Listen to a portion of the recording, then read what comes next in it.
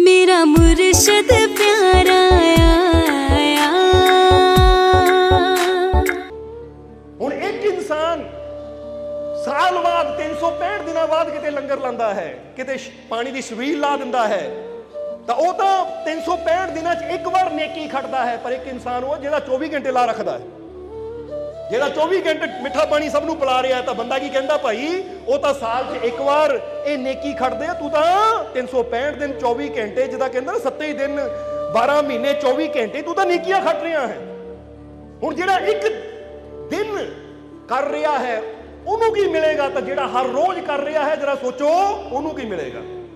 ਇਸ ਲਈ ਅਸੀਂ ਤੁਹਾਨੂੰ ਵੀ ਕਹਾਂਗੇ ਕਿ ਕੋਈ ਵੀ ਦਿਨ ਤਿਉਹਾਰ ਆਉਂਦਾ ਹੈ ਨਾ, ਕਈ ਵਾਰ ਅਸੀਂ ਦੇਖਦੇ ਹਾਂ ਚਾਹੇ ਗੁਰਪੁਰਬ ਆ ਗਿਆ, ਅਸੀਂ ਗੁਰੂਆਂ ਰਹਿਬਰਾਂ ਦਾ ਦਿਨ ਮਨਾਉਂਦੇ ਹਾਂ ਤਾਂ ਬੜੀ ਖੁਸ਼ੀ ਨਾਲ ਇੱਕ ਦੂਜੇ ਨੂੰ ਮਿਲਦੇ ਹਾਂ, ਇੱਕ ਦੂਜੇ ਨੂੰ ਬੁਲਾਉਂਦੇ ਹਾਂ, ਸਮਝਦੇ ਹੋ ਕਿ ਨਹੀਂ।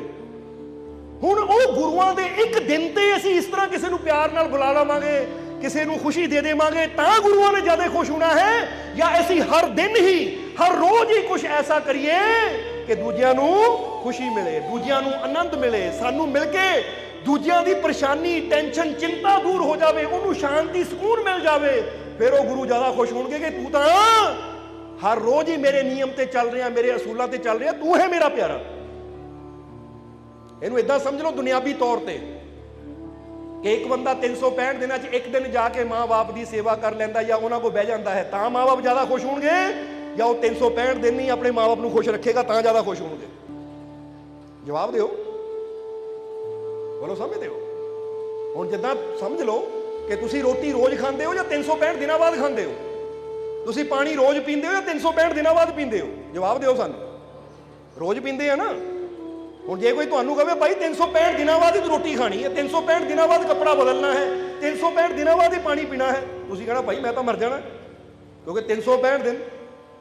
ਹੁਣ ਜ਼ਰਾ ਸਮਝਣਾ, ਜੇ ਅਸੀਂ ਖਾਣਾ ਰੋਜ਼ ਖਾਂਦੇ ਆ, ਇੰਤਜ਼ਾਰ ਨਹੀਂ ਕਰਦੇ ਕਿ 365 ਦਿਨਾਂ ਬਾਅਦ ਦਿਨ ਆਵੇ ਫਿਰ ਖਾਣਾ ਹੈ, ਪਾਣੀ ਰੋਜ਼ ਪੀਂਦੇ ਆ, ਕੱਪੜਾ ਰੋਜ਼ ਬਦਲਦੇ ਆ, ਪਾਉਂਦੇ ਆ, ਇਸ਼ਨਾਨ ਰੋਜ਼ ਕਰਦੇ ਆ, ਤਾਂ ਇਹ ਵੀ ਸਾਡਾ ਨਿਯਮ ਹੋਣਾ ਚਾਹੀਦਾ ਕਿ ਅਸੀਂ ਨੇਕੀ ਵੀ ਰੋਜ਼ ਕਰਨੀ ਹੈ, ਦੂਜਿਆਂ ਨੂੰ ਖੁਸ਼ੀਆਂ ਵੀ ਰੋਜ਼ ਦੇਣ ਦੀ ਕੋਸ਼ਿਸ਼ ਕਰਨੀ ਹੈ, ਅਸੀਂ ਸਿਮਰਨ ਵੀ, ਪ੍ਰਮਾਤਮਾ ਨੂੰ ਯਾਦ ਵੀ ਰੋਜ਼ ਕਰਨ ਦੀ ਕੋਸ਼ਿਸ਼ ਕਰਨੀ ਹੈ। ਜਦੋਂ ਰੋਜ਼ ਦਾ ਨਿਯਮ ਸਾਡਾ ਬਣ ਜਾਏਗਾ ਤਾਂ ਫਿਰ ਤੁਸੀਂ ਅੰਦਾਜ਼ਾ ਨਹੀਂ ਲਗਾ ਸਕਦੇ ਕਿ ਤੁਹਾਡੇ ਜੀਵਨ 'ਚ ਕਿੰਨੀਆਂ ਖੁਸ਼ੀਆਂ, ਕਿੰਨਾ ਆਨੰਦ ਆ ਜਾਏਗਾ।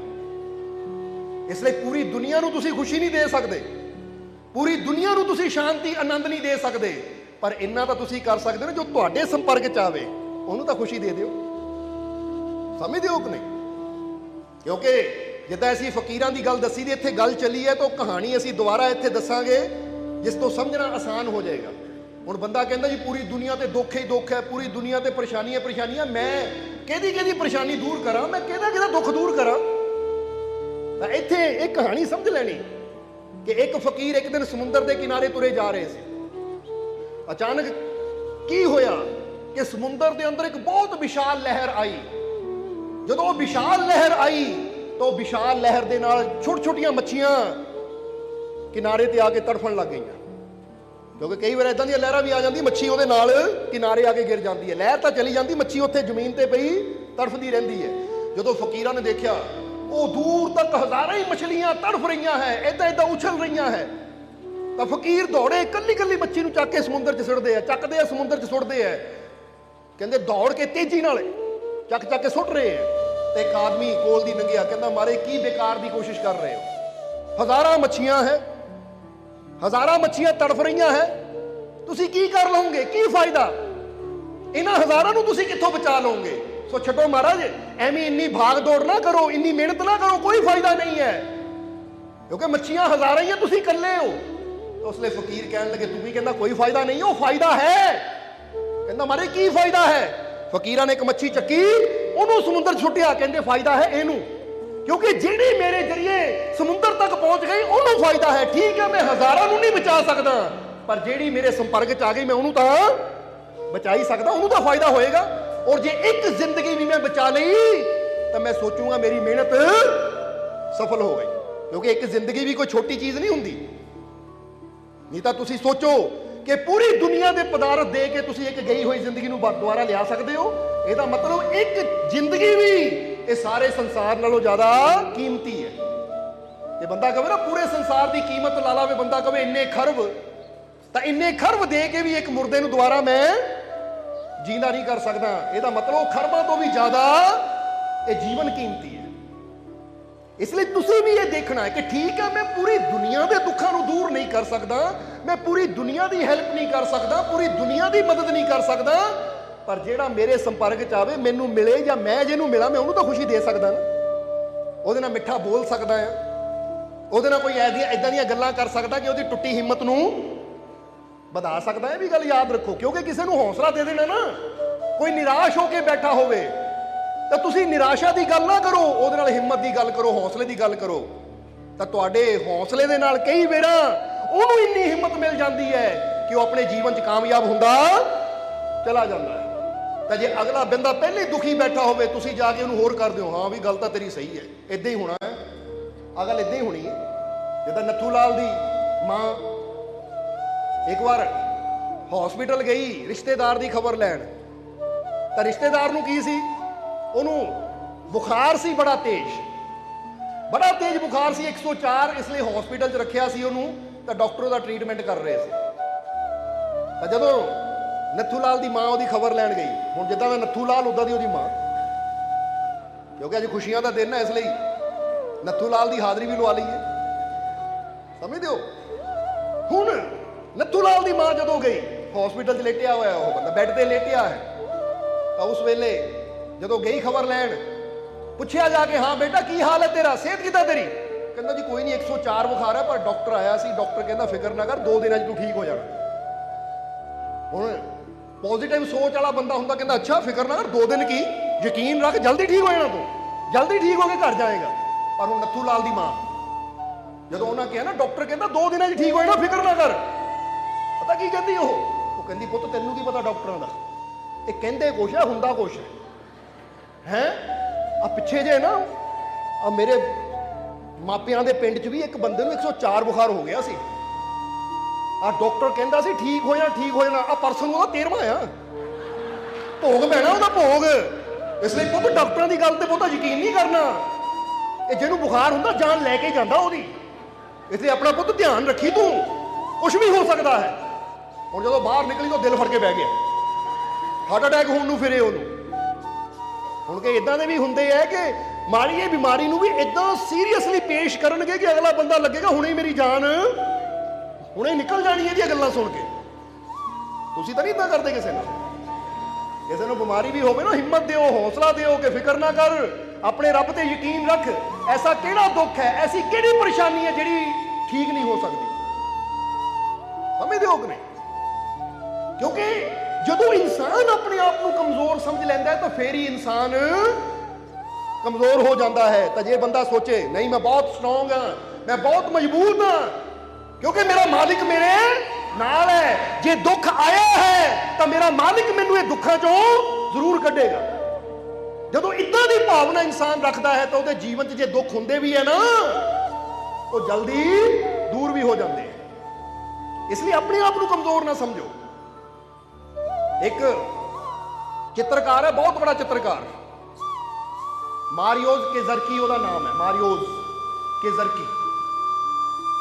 ਹੁਣ ਬਹੁਤ ਬੜਾ ਚਿੱਤਰਕਾਰ ਹੈ, ਇਦਾਂ ਦੀ ਪੇਂਟਿੰਗ ਬਣਾਉਂਦਾ ਹੈ ਕਿ ਦੇਖ ਕੇ ਬੰਦਾ ਹੈਰਾਨ ਰਹਿ ਜਾਂਦਾ, ਇਦਾਂ ਲੱਗਦਾ ਸਾਖਸ਼ਾਤ ਸਾਹਮਣੇ ਬੰਦਾ ਖੜਾ ਹੈ। ਪਰ ਬੜੀ ਹੈਰਾਨੀ ਦੀ ਗੱਲ ਹੈ, ਉਹਦੇ ਦੋਨੇ ਬਾਜੂ ਹੈ ਨਹੀਂ, ਉਹਦੀਆਂ ਦੋਨੇ ਹੀ ਬਾਹਾਂ ਹੈ ਨਹੀਂ, ਪਰ ਫਿਰ ਵੀ ਬਾਹਾਂ ਨਾ ਹੋਣ ਦੇ ਬਾਵਜੂਦ ਵੀ ਉਹਨਾਂ ਕਦੀ ਆਪਣੇ ਆਪ ਨੂੰ ਅਪੰਗ ਨਹੀਂ ਸਮਝਿਆ। ਇਹ ਨਹੀਂ ਮਹਿਸੂਸ ਕੀਤਾ ਕਿ ਮੈਂ ਅੰਗਹੀਨ ਹਾਂ, ਤਾਂ ਮੈਂ ਕਮਜ਼ੋਰ ਹਾਂ, ਮੇਰੇ ਤੋਂ ਕੁਝ ਹੋਣਾ ਨਹੀਂ, ਜਾਂ ਮੈਂ ਕੁਝ ਕਰ ਨਹੀਂ ਸਕਦਾ। ਬਾਹਾਂ ਨਾ ਹੋਣ ਦੇ ਬਾਵਜੂਦ ਵੀ ਉਹਨਾਂ ਆਪਣੀ ਹਿੰਮਤ ਨੂੰ, ਆਪਣੇ ਹੌਸਲੇ ਨੂੰ ਇਦਾਂ ਬੁਲੰਦ ਰੱਖਿਆ, ਕਿਉਂਕਿ ਉਹਦਾ ਸੁਪਨਾ ਸੀ ਬਚਪਨ ਦਾ ਕਿ ਮੈਂ ਪੇਂਟਰ ਬਣਨਾ ਹੈ, ਚਿੱਤਰਕਾਰ ਬਣਨਾ ਹੈ। ਤਾਂ ਵਾਕਈ ਬਾਹਾਂ ਨਾ ਹੋਣ ਦੇ ਬਾਵਜੂਦ ਵੀ ਉਹਨਾਂ ਇਦਾਂ ਹਿੰਮਤ, ਇਦਾਂ ਯਕੀਨ ਰੱਖਿਆ ਕਿ ਅੱਜ ਉਹ ਵਾਕਈ ਫੇਮਸ ਪੇਂਟਰ ਹੈ, ਚਿੱਤਰਕਾਰ ਹੈ। ਹੁਣ ਇਹ ਹਿੰਮਤ ਕਿੱਥੋਂ ਆਉਂਦੀ ਹੈ? ਆਪਣੇ ਰੱਬ ਤੇ ਯਕੀਨ ਬੰਦਾ ਰੱਖੇ ਤਾਂ ਆਪਣੇ ਕਿਸੇ ਬੋਡੀ ਦੇ ਪਾਰਟ ਨੂੰ ਨਾ ਹੋਣ ਦੀ ਵਜ੍ਹਾ ਨਾਲ ਜਾਂ ਕਿਤੇ ਪ੍ਰੋਬਲਮ ਹੋਣ ਦੀ ਵਜ੍ਹਾ ਨਾਲ ਬੰਦਾ ਆਪਣੇ ਆਪ ਨੂੰ ਕਮਜ਼ੋਰ ਨਾ ਸਮਝੇ ਕਿ ਮੇਰੇ ਇੱਥੇ ਹੱਥ 'ਚ ਪ੍ਰੋਬਲਮ ਹੈ, ਮੇਰੀ ਲੱਤ 'ਚ ਪ੍ਰੋਬਲਮ ਹੈ, ਮੇਰੇ ਪੇਟ 'ਚ ਪ੍ਰੋਬਲਮ ਹੈ, ਮੇਰੇ ਮੋਢੇ 'ਚ ਪ੍ਰੋਬਲਮ ਹੈ ਤਾਂ ਮੈਂ ਕਮਜ਼ੋਰ ਹਾਂ ਜਾਂ ਮੈਂ ਕਾਮਯਾਬ ਨਹੀਂ ਹੋ ਸਕਦਾ, ਮੈਂ ਸਫਲ ਨਹੀਂ ਹੋ ਸਕਦਾ। ਨਹੀਂ, ਕਿਉਂਕਿ ਜੇ ਤੁਸੀਂ ਇੱਥੇ ਸੋਚ ਲਿਆ ਕਿ ਮੇਰੇ ਇਹ ਪ੍ਰੋਬਲਮ ਹੈ, ਮੈਂ ਕਾਮਯਾਬ ਨਹੀਂ ਹੋ ਸਕਦਾ, ਫਿਰ ਤੁਹਾਨੂੰ ਕੋਈ ਕਾਮਯਾਬ ਕਰ ਹੀ ਨਹੀਂ ਸਕਦਾ। ਤਾਂ ਜੇ ਤੁਸੀਂ ਸੋਚੋ ਇਹ ਪ੍ਰੋਬਲਮ ਮੇਰੇ ਸਰੀਰ 'ਚ ਹੋ ਸਕਦੀ ਹੈ ਪਰ ਮੇਰੀ ਹਿੰਮਤ, ਮੇਰਾ ਹੌਸਲਾ ਬਹੁਤ ਬੜਾ ਹੈ, ਮੈਂ ਕਾਮਯਾਬ ਹੋ ਕੇ ਦਿਖਾऊं, ਤਾਂ ਫਿਰ ਉਹਦੀ ਰਹਿਮਤ ਐਸੀ ਹੁੰਦੀ ਹੈ ਕਿ ਤੁਹਾਨੂੰ ਕਾਮਯਾਬ ਹੋਣ ਤੋਂ ਦੁਨੀਆ ਦੀ ਕੋਈ ਤਾਕਤ ਰੋਕ ਨਹੀਂ ਸਕਦੀ। ਜਰਾ ਸਮਝਣਾ ਸਾਰਿਆਂ। ਇਸ ਲਈ ਉਹਨੇ ਕਿਹਾ ਹੈ ਆਈ ਵਾਜ਼ ਬੋਰਨ ਵਿਦਾਊਟ ਆਰਮ, ਕਹਿੰਦਾ ਮੈਂ ਬੇਸ਼ੱਕ ਬਿਨਾਂ ਬਾਹਾਂ ਤੋਂ ਜਨਮ ਲਿਆ, but I still manage to fulfill my dream, ਪਰ ਫਿਰ ਵੀ ਮੈਂ ਤਾਕਤ ਰੱਖਦਾ ਆਪਣੇ ਸੁਪਨਿਆਂ ਨੂੰ ਪੂਰਾ ਕਰਨ ਦੀ। ਇਹ ਉਹਦੀ ਵਰਡਿੰਗ ਹੈ ਕਿ I was born without arm, ਕਿ ਮੈਂ ਜਨਮ ਲਿਆ ਬਿਨਾਂ ਬਾਹਾਂ ਤੋਂ, but I managed to fulfill my dreams, ਪਰ ਫਿਰ ਵੀ ਬੇਸ਼ੱਕ ਮੇਰੀਆਂ ਬਾਹਾਂ ਨਹੀਂ ਹੈ ਪਰ ਫਿਰ ਵੀ ਮੈਂ I still managed to fulfill my dream, ਕਹਿੰਦਾ I still managed to fulfill my dream, ਪਰ ਫਿਰ ਵੀ ਮੈਂ ਤਾਕਤ ਰੱਖਦਾ ਹਾਂ ਆਪਣੇ ਸੁਪਨਿਆਂ ਨੂੰ ਪੂਰਾ ਕਰਨ ਦੀ। ਫਿਰ ਵੀ ਮੈਂ ਆਪਣੇ ਸੁਪਨੇ ਪੂਰੇ ਕਰ ਸਕਦਾ ਹਾਂ, ਬੇਸ਼ੱਕ ਮੇਰੀਆਂ ਬਾਹਾਂ ਨਹੀਂ ਹੈ, ਮੇਰੀਆਂ ਜਨਮ ਤੋਂ ਬਾਹਾਂ ਨਹੀਂ ਹੈ। ਇਹ ਤਾਂ ਕਿਤੇ ਦੇਖਿਓ, ਜਾ ਕੇ ਪੜ੍ਹ ਕੇ ਦੇਖਿਓ ਉਹਦੇ ਬਾਰੇ। ਨਾਮ ਇੱਕ ਵਾਰ ਫਿਰ ਸੁਣੋ, ਮਾਰੀਓਜ਼ ਕੇਜ਼ਰਕੀ। ਮਾਰੀਓਜ਼ ਕੇਜ਼ਰਕੀ। ਜਿਸਲੇ ਤੁਸੀਂ ਉਹਨੂੰ ਪੜ੍ਹੋਗੇ ਨਾ, ਉਹਦੀਆਂ ਤਸਵੀਰਾਂ ਵੀ ਦੇਖੋਗੇ ਕਿ ਕਿੰਨੀ ਅੱਛੀ ਤਸਵੀਰ ਬਣਾਉਂਦਾ ਹੈ। ਇਦਾਂ ਦੀ ਤਸਵੀਰ ਬਣਾਉਂਦਾ ਕਿ ਜਦੋਂ ਦੇਖਦਾ ਬੰਦਾ ਕਹਿੰਦਾ ਲੈ ਵੀ ਸਾਕਸ਼ਾਤ ਸਾਹਮਣੇ, ਤਾਂ ਇਦਾਂ ਲੱਗਦਾ ਵੀ ਜਾਨ ਪਾਣੀ ਬਾਕੀ ਹੈ, ਬਾਹਾਂ ਨਹੀਂ ਹੈ, ਪਰ ਫਿਰ ਵੀ ਉਹਨਾਂ ਹਾਰ ਨਹੀਂ ਮੰਨੀ। ਤਾਂ ਤੁਸੀਂ ਆਪਣੇ ਆਪ ਨੂੰ ਦੇਖੋ, ਰੱਬ ਨੇ ਤੁਹਾਨੂੰ ਸਭ ਕੁਝ ਦਿੱਤਾ ਹੋਇਆ ਹੈ। ਬੋਲੋ ਸਮਝਦੇ ਹੋ ਕਿ ਨਹੀਂ? ਹੱਥ ਉੱਪਰ ਕਰੋ, ਹੱਥ ਦਿੱਤੇ ਆ ਕਿ ਨਹੀਂ ਤੁਹਾਨੂੰ? ਹੁਣ ਜਿਹੜਾ ਹੈ, ਹੁਣ ਆਪ ਹੀ ਗੌਰ ਕਰ ਲਓ, ਇੱਥੇ ਹੋਰ ਰੰਗਾਂ ਦੀ ਗੱਲ ਨਹੀਂ ਕਰਨੀ। ਮਾਰੀਓਸ ਦੇ ਕੋਲ ਹੱਥ ਨਹੀਂ ਹੈ ਫਿਰ ਵੀ ਉਹ ਕਾਮਯਾਬ ਹੈ। ਤਾਂ ਤੁਹਾਡੇ ਕੋਲ ਹੱਥ ਹੁੰਦੇ ਹੋਏ ਵੀ ਤੁਸੀਂ ਦੁਖੀ ਬੈਠੇ ਹੋ, ਤਾਂ ਮਤਲਬ ਕੀ ਹੈ? ਮਤਲਬ ਇਹੀ ਹੈ ਕਿ ਉਹ ਅੰਦਰੋਂ ਆਪਣੇ ਰੱਬ ਤੇ ਯਕੀਨ ਰੱਖਣ ਵਾਲਾ ਹੈ, ਮਿਹਨਤ ਕਰਨ ਵਾਲਾ ਹੈ, ਤੇ ਅਸੀਂ ਹਿੰਮਤ ਹਾਰ ਕੇ ਦੁਖੀ ਹੋ ਕੇ ਬੈਠੇ ਹਾਂ। ਇਹੀ ਫਰਕ ਹੈ ਥੋੜਾ, ਫਰਕ ਇੱਥੇ ਸੋਚ ਵਿੱਚ ਹੈ। ਸਮਝ ਰਹੇ ਹੋ ਕਿ ਨਹੀਂ? ਉਹਨੇ ਸੋਚ ਲਿਆ ਬੇਸ਼ੱਕ ਮੇਰੇ ਹੱਥ ਨਹੀਂ ਹੈ ਫਿਰ ਵੀ ਮੈਂ ਕਾਮਯਾਬ ਹੋ ਸਕਦਾ ਹਾਂ, ਕਿਉਂਕਿ ਜਿਸਨੇ ਮੈਨੂੰ ਜਨਮ ਦਿੱਤਾ ਉਹ ਮੇਰੇ ਨਾਲ ਹੈ। ਅੱਜ ਬੰਦਾ ਡਰ ਜਾਂਦਾ ਹੈ, ਹੱਥ ਪੈਰ ਸਲਾਮਤ ਹੈ, ਪੈਰ ਵੀ ਚੱਲਦੇ ਹੈ, ਅੱਖਾਂ ਵੀ ਦੇਖਦੀਆਂ, ਕੰਨ ਵੀ ਸੁਣਦੇ ਹੈ, ਸਰੀਰ ਸਾਰਾ ਫਿੱਟ ਹੈ, ਫਿਰ ਵੀ ਬੰਦਾ ਡਰ ਕੇ ਬਹਿ ਜਾਂਦਾ, ਮੇਰੇ ਤੋਂ ਨਹੀਂ ਹੋਣਾ, ਮੈਂ ਨਹੀਂ ਕਾਮਯਾਬ ਹੋ ਸਕਦਾ, ਮੈਂ ਨਹੀਂ ਸਫਲ ਹੋ ਸਕਦਾ। ਕਿਉਂਕਿ ਕਿਸੇ ਚੇਲੇ ਭੁੱਪੇ ਨੇ ਕਹਿਤਾ ਤੇਰੀ ਮਿੱਟੀ ਚੱਕ ਲਈ ਹੈ ਪੈਰਾਂ ਦੀ, ਆ ਤੇਰੇ ਤੇ ਨਾ ਮਸਾਣੀ ਛੱਡ ਦਿੱਤੀ ਹੈ, ਆ ਤੈਨੂੰ ਨਾ ਦਹੀਂ ਚ ਘੋਲ ਕੇ ਆ ਭੂਤ ਪ੍ਰੇਤ ਖਿਲਾ ਦਿੱਤਾ ਤੈਨੂੰ। ਉਹ ਇਦਾਂ ਦੇ ਚੱਕਰਾਂ 'ਚ ਅੱਜ ਇਨਸਾਨ ਫਸਿਆ ਹੋਇਆ ਹੈ। ਤਾਂ ਜਿਹੜਾ ਵਹਿਮਾਂ ਭਰਮਾਂ 'ਚ ਫਸਿਆ ਹੋਵੇ ਉਹਨਾਂ ਜੀਵਨ 'ਚ ਕਾਮਯਾਬ ਕੀ ਹੋਣਾ? ਉਹ ਸਭ ਤੋਂ ਬੜੀ ਤਾਕਤ ਤੁਹਾਡੇ ਅੰਦਰ ਬੈਠੀ ਹੈ, ਤੁਹਾਡਾ ਰੱਬ, ਤੁਹਾਡਾ ਪ੍ਰਮਾਤਮਾ, ਤੁਹਾਡਾ ਮਾਲਿਕ ਤੁਹਾਡੇ ਅੰਦਰ ਬੈਠਾ ਹੈ। ਤੁਹਾਨੂੰ ਆਪਣੇ ਅੰਦਰ ਬੈਠੇ ਮਾਲਿਕ ਤੇ ਯਕੀਨ ਨਹੀਂ ਹੈ ਤਾਂ ਤੁਸੀਂ ਬਸ ਯਕੀਨ ਕਰ ਲੈਂਦੇ ਹੋ ਦਹੀਂ 'ਚ ਘੋਲ ਕੇ ਕਿਸੇ ਨੇ ਖਿਲਾਤਾ ਮੈਨੂੰ, ਲੱਸੀ 'ਚ ਪਾ ਕੇ ਕਿਸੇ ਨੇ ਖਿਲਾਤਾ ਮੈਨੂੰ, ਆ ਪਾਣੀ 'ਚ ਕਿਸੇ ਨੇ ਘੋਲ ਕੇ ਪਿਲਾਤਾ ਮੈਨੂੰ। ਉਹ ਕਮਾਲ ਦੀ ਗੱਲ, ਉਹ ਘੋਲੀ ਹੋਈ ਛੋਟੀ ਜਿਹੀ ਚੀਜ਼ ਤੇ ਤੁਹਾਨੂੰ ਯਕੀਨ ਹੋ ਜਾਂਦਾ ਹੈ, ਬਿਮਾਰ ਹੋ ਕੇ ਬਹਿ ਜਾਂਦੇ ਹੋ। ਤਾਂ ਐਡੀ ਵੱਡੀ ਸ਼ਕਤੀ ਤੁਹਾਡੇ ਅੰਦਰ ਬੈਠੀ ਹੈ, ਉਹ ਪਰਮ ਪਿਤਾ ਪਰਮਾਤਮਾ, ਉੱਤੇ ਯਕੀਨ ਨਹੀਂ ਹੈ ਕਿ ਜਿੱਥੇ ਐਡਾ ਵੱਡਾ ਸਾਗਰ ਯਾਨੀ ਰਹਿਮਤਾਂ ਦਾ ਦਰਿਆ ਪਰਮਾਤਮਾ ਮੇਰੇ ਅੰਦਰ ਹੋਵੇ, ਉੱਥੇ ਆ ਛੋਟ ਮੋਟੀਆਂ ਚੀਜ਼ਾਂ ਨੇ ਮੇਰਾ ਕੀ ਵਿਗਾੜਨਾ ਹੈ? ਜਵਾਬ ਦਿਓ, ਤੁਹਾਡੇ ਅੰਦਰ ਰੱਬ ਹੈ ਜਾਂ ਨਹੀਂ? ਜਾਂ ਸ਼ੈਤਾਨ ਹੀ ਮੰਨ ਕੇ ਬੈਠੇ ਹੋ? ਕਿਉਂਕਿ ਜਿਹੜਾ ਮੰਨੇਗਾ ਕਿ ਮੈਂ ਤਾਂ ਭਾਈ ਖਾਲੀ ਹਾਂ, ਖਾਲੀ ਦਾ ਮਤਲਬ ਹੈ ਨਹੀਂ ਮੇਰੇ ਅੰਦਰ ਮੇਰਾ ਭਗਵਾਨ, ਮੇਰਾ ਪ੍ਰਭੂ, ਮੇਰਾ ਪਰਮਾਤਮਾ ਨਹੀਂ ਹੈ, ਉਹਨੂੰ ਫਿਰ ਮਾੜੀਆਂ ਮਾੜੀਆਂ ਚੀਜ਼ਾਂ ਵੀ ਦੁਖੀ ਕਰਨਗੀਆਂ। ਉਹ ਇੱਕ ਪਾਣੀ ਦਾ ਘੁੱਟ ਵੀ ਪੀ ਲੇਗਾ ਨਾ, ਤਾਂ ਪਾਣੀ ਦਾ ਘੁੱਟ ਹਾਏ ਮੈਨੂੰ ਹਾਜ਼ਮ ਨਹੀਂ ਹੁੰਦਾ, ਇੱਥੇ ਬਹਿ ਜਾਂਦਾ ਹੈ। ਹਾਲਾਂਕਿ ਕੋਈ ਪੁੱਛਣ ਵਾਲਾ ਹੋਵੇ ਕਿ 71% ਪਾਣੀ ਹੈ ਤੇਰੀ ਬੋਡੀ 'ਚ, ਸਮਝਦੇ ਹੋ ਕਿ ਨਹੀਂ? ਕੋਈ 72 ਕਹਿੰਦਾ, ਕੋਈ 70 ਕਹਿੰਦਾ ਹੈ, ਪਰ ਸਹੀ ਮਾਇਨੇ 'ਚ ਧਿਆਨ ਦੇ ਵਿੱਚ ਜਾ ਕੇ ਅਸੀਂ ਦੇਖਿਆ ਤਾਂ 71% ਪਾਣੀ ਹੈ ਸਾਡੀ ਬੋਡੀ 'ਚ, ਸਮਝਦੇ ਹੋ ਕਿ ਨਹੀਂ? ਔਰ ਜੇ ਤੁਸੀਂ ਪੂਰੀ ਧਰਤੀ ਤੇ ਵੀ ਦੇਖੋਗੇ ਨਾ, ਪੂਰੀ ਪ੍ਰਿਥਵੀ ਜਿੱਤੇ ਅਸੀਂ ਰਹਿ ਰਹੇ ਹਾਂ ਉੱਤੇ ਵੀ ਤੁਸੀਂ ਦੇਖੋਗੇ ਤਾਂ 71% ਪਾਣੀ ਹੈ, ਚਾਹੇ ਸਮੁੰਦਰਾਂ ਦਾ ਪਾਣੀ ਹੈ, ਤਾਂ ਬਾਕੀ ਜਿੰਨੀ ਹੈ ਉਹ ਜ਼ਮੀਨ ਹੈ। ਔਰ ਕਹਿੰਦੇ ਜੋ ਬ੍ਰਹਮੰਡੇ ਸੋਹੀ ਪਿੰਡੇ, ਜੋ ਖੋਜੇ ਸੋ ਪਾਵੇ। ਸੋ ਤੁਹਾਡੀ ਬੋਡੀ ਦੇ ਅੰਦਰ ਉਹ ਪ੍ਰਮਾਤਮਾ ਬੈਠਾ ਹੋਇਆ ਹੈ। ਹੁਣ ਏਦਾਂ ਸਮਝ ਲਓ ਕਿ ਇੱਕ ਛੋਟਾ ਜਿਹਾ ਪਾਣੀ ਦਾ ਗਲਾਸ ਹੈ, ਉਹਦੇ 'ਚ ਕਿਸੇ ਨੇ ਇੱਕ ਸਵਾਹ ਦੀ ਚੁਟਕੀ ਪਾ ਦਿੱਤੀ, ਜਾਂ ਉਹਦੇ 'ਚ ਕਿਸੇ ਨੇ ਇੱਕ ਨਮਕ ਦੀ ਚੁਟਕੀ ਪਾਤੀ, ਉਹ ਪਾਣੀ ਨਮਕੀਨ ਹੋ ਜਾਣਾ ਹੈ, ਹੋ ਜਾਣਾ ਕਿ ਨਹੀਂ?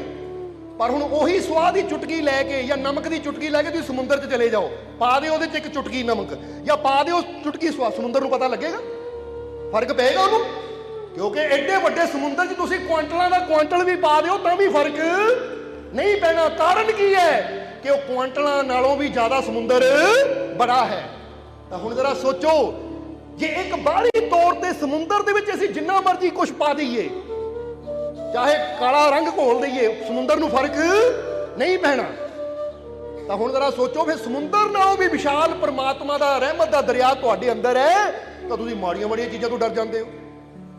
ਅਜੀ ਕਿਸੇ ਨੇ ਇਦਾਂ ਕਰ ਦਿੱਤਾ ਤਾਂ ਮੇਰਾ ਕੰਮ ਨਹੀਂ ਚੱਲਦਾ, ਕਿਸੇ ਨੇ ਉਦਾਂ ਕਰ ਦਿੱਤਾ ਤਾਂ ਮੇਰੀ ਸਿਹਤ ਖਰਾਬ ਹੋ ਗਈ, ਕਈ ਤਾਂ ਬੜੀਆਂ ਚੀਕਾਂ ਮਾਰਦੇ ਆ, ਕਈ ਫਰਾਟੇ ਮਾਰਦੇ ਆ। ਇਦਾਂ ਨਹੀਂ, ਆਪਣੇ ਰੱਬ ਤੇ ਵਿਸ਼ਵਾਸ ਕਰੋ ਕਿ ਮੇਰੇ ਅੰਦਰ ਸਭ ਤੋਂ ਸ਼ਕਤੀਸ਼ਾਲੀ ਉਹ ਪਰਮਾਤਮਾ ਬੈਠਾ ਹੈ।